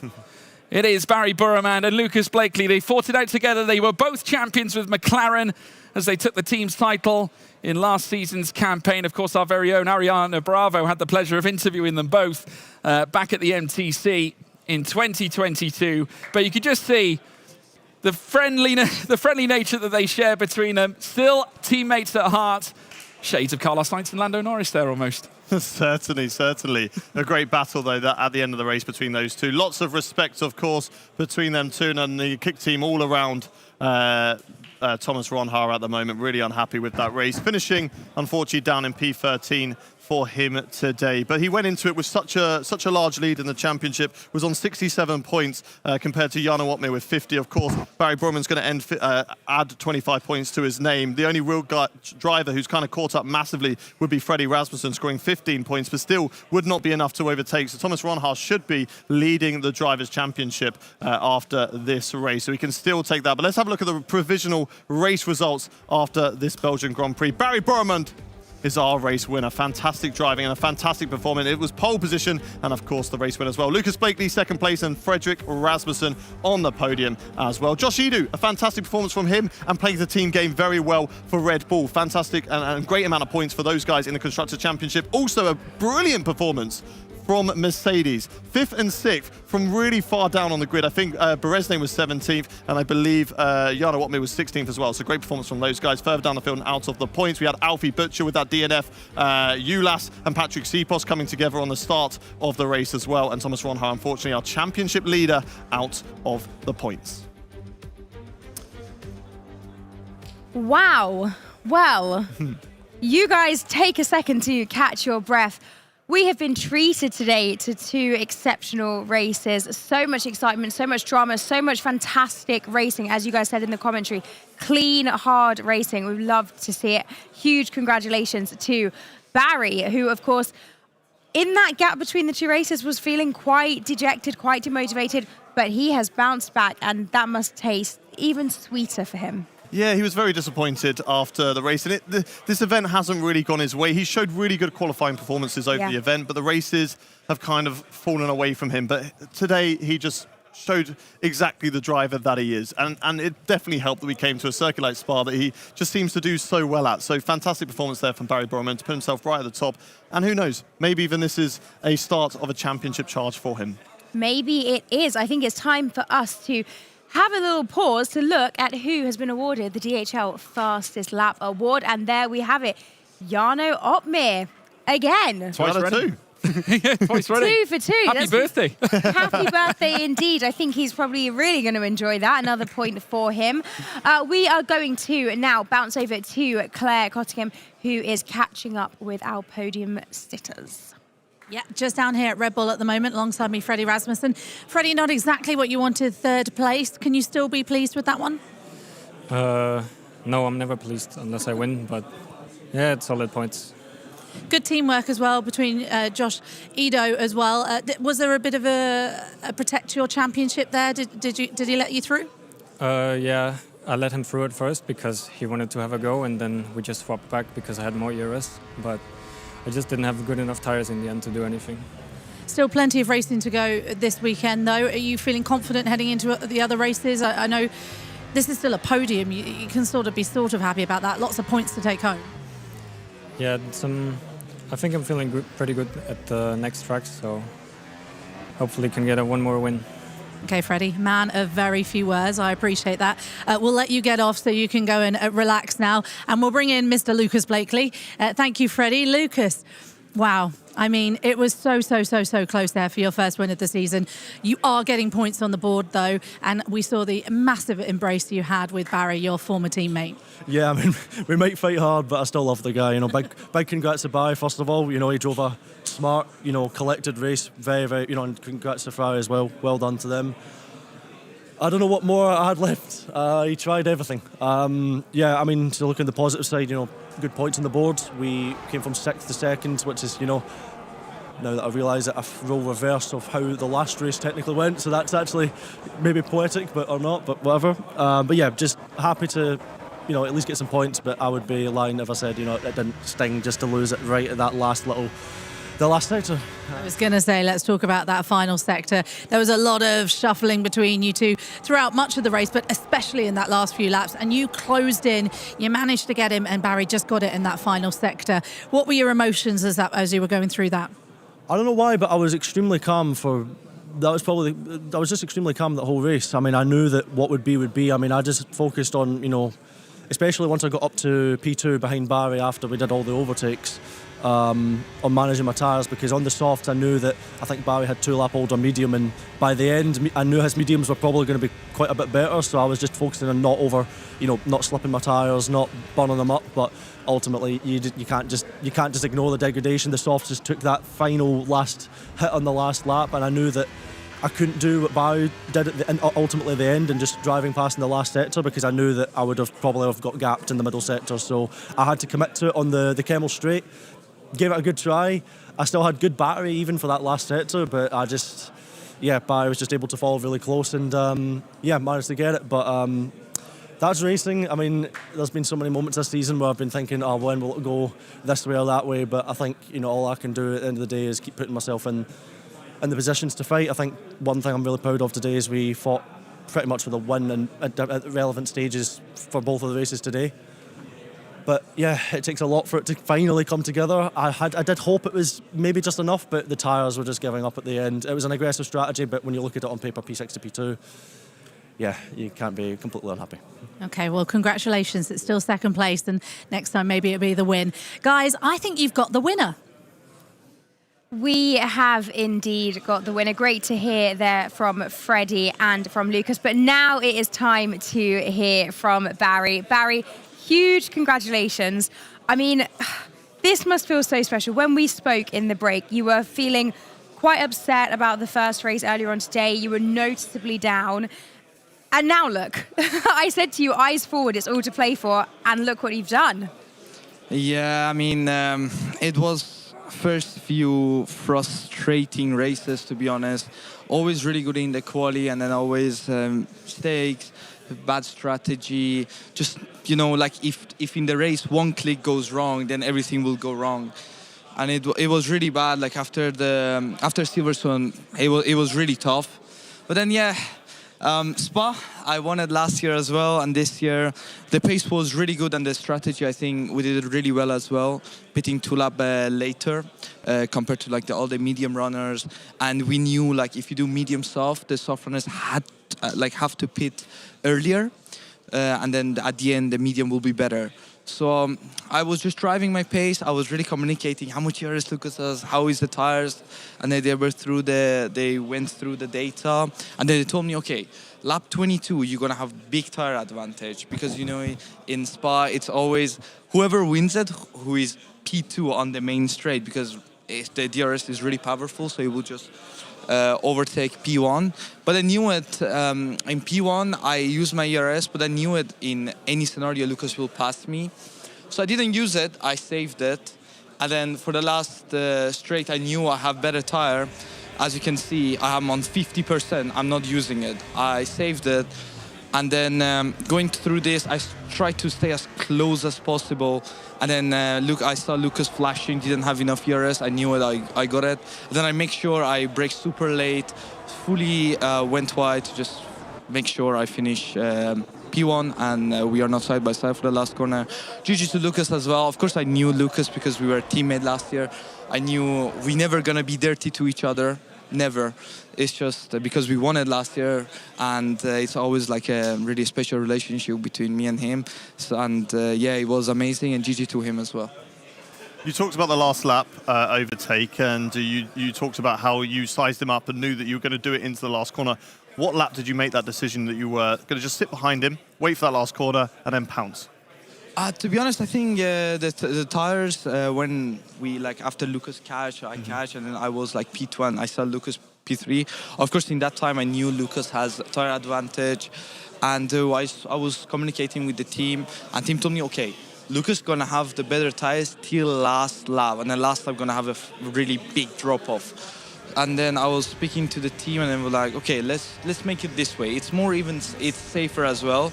In the worst scenario, even if I do mistake, I'm gonna finish P2, so it's still a really good point. And but my tires were really good because I put it quite later compared to everyone, and yeah, it was amazing. Yeah, I mean, Barry, I've got to allude to now you making it 2 wins here at Spa. You've now levelled with Freddie Rasmussen in that stat here at this very circuit. But now it's the perfect way to get yourself really, truly ingrained into this championship, a win under your belt, without a doubt in the most, I would say, the most contentious championship fight I think we've had in history in F1 sim racing. How do you envision the rest of this week going, and event 3 as well? Yeah, I can't explain with words how much pressure we are having, especially me. I don't know about others, but of course others having it as well. And when I didn't get the really good points for the last 3 races, but I knew the pace is there. There's always always something going wrong. It was really frustrating. But of course, if it keep happening, the bad luck will end at some point. Really solid qualies every time, really consistent. But yeah, I'm usually not gonna still look at the driver championship because I feel it was really underperformed compared to my pace. But it is what it is. Sometimes it just doesn't go your way, and you just have to. The only thing you can do is just to bounce back. Nothing else you can do. So, but I hope we gain a lot of points on team championship. Unlucky for my teammate Nico as well. But yeah, I just want to keep pushing. We still have 2 more races. Feeling comfortable in those 2, especially the last one. And yeah, looking forward to it, and hopefully I can get more wins. It's so lovely to hear you much more upbeat and happy. Congratulations once again on that victory. Very well deserved, Barry.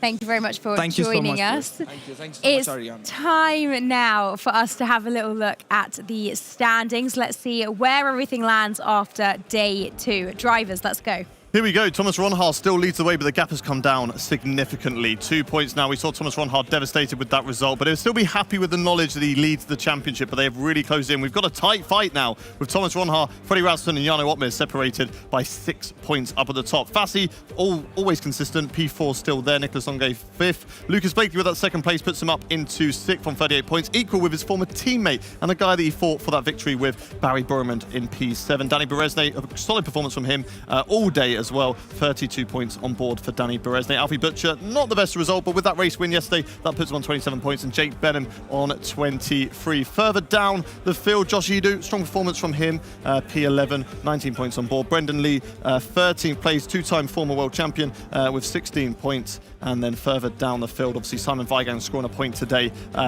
gets his tally off the mark. And then down at the bottom, Will Lewis, John Evans and Philip Presneda, all with 0 points. And our constructors, George. Yes, well, let's take a look at the team's championship. Mercedes, after that stellar team performance, making their way into the top 10.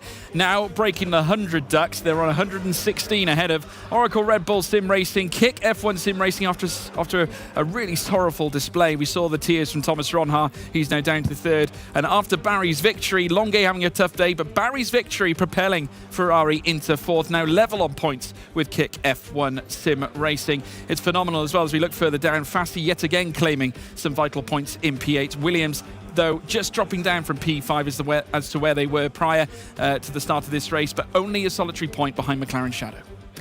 It is so interesting to see how much we are seeing movement in both those standings throughout the day. Super, super crucial to get all those points that you possibly can. I want to quickly touch on Thomas Ronhaar before we wrap things up, because we saw him very emotional at the end of that race. We've seen even now he's being consoled by several different people here in the studio. Talk us through it. Yeah, very disappointing. Not the race that he would have wanted. You know, getting caught up with incidents with both the Red Bull drivers, a free second time penalty awarded to him as well, and of course finishing outside the points in P13. And I think that just comes from a little bit of inexperience and maybe, you know, being one of the younger drivers in the field, that it's never really happened to him where he's had one of those races when, you know, he's always in fine form to then drop off massively down the field. So unfortunate there for Thomas Ronhaar, but he's still leading the Drivers' Championship and his pace is still there. I think why it hurts so much is because he was right up at the front. He started this race in P3 and then it all just kind of fell away from him. But we know that pace is there. We know he can get himself back through the field and definitely fight for this championship over the course of the rest of the season. Yeah, I mean, that was a big moment coming through bus stop. I mean, it has to be said. I mean, Ronhaar, understandably, certainly not feeling chipper. There you can see him just sat there, still expressionless. Well, I mean, if there's one expression, it's sorrow. Understandable, because we know what he's capable of. And I look back to last season where he was 3rd in the championship coming the end of time, and obviously gave Freddie a hard time as well in several races, and very nearly pipped him for P2, very nearly winning the title at Yas Marina last year. But it's a very different set of affairs this season. The competitive level is just unreal. And we're seeing it now with various different race winners throughout the entirety of the grid. Absolutely. A tough day for Thomas Ronhaar. But as we've seen from Barry, things can change very quickly, can bounce back. Barry was feeling dejected after that first race, and now he's got a victory under his belt. And as you guys have said, Thomas Ronhaar still leading the championship as well. So That wraps up day 2 of event 2. And what a day it has been. Silverstone and Spa both delivering us with some fantastic racing. Thank you so much for joining us. We want to know what you are thinking at home. We want to know how you are feeling about event 2 so far. There's going to be a link that's going to go into the chats now. Please make sure you click on it, fill it out, give your feedback, let us know what you like, dislike, and everything else so that we can continue making sure that we bring you the best possible coverage. Hayden, George, and Claire, thank you so much for all of your support and coverage today. It's been absolutely fantastic. I cannot wait to do it all again tomorrow. Thank you guys for joining us. We'll be back for the final day of event 2. Enjoy.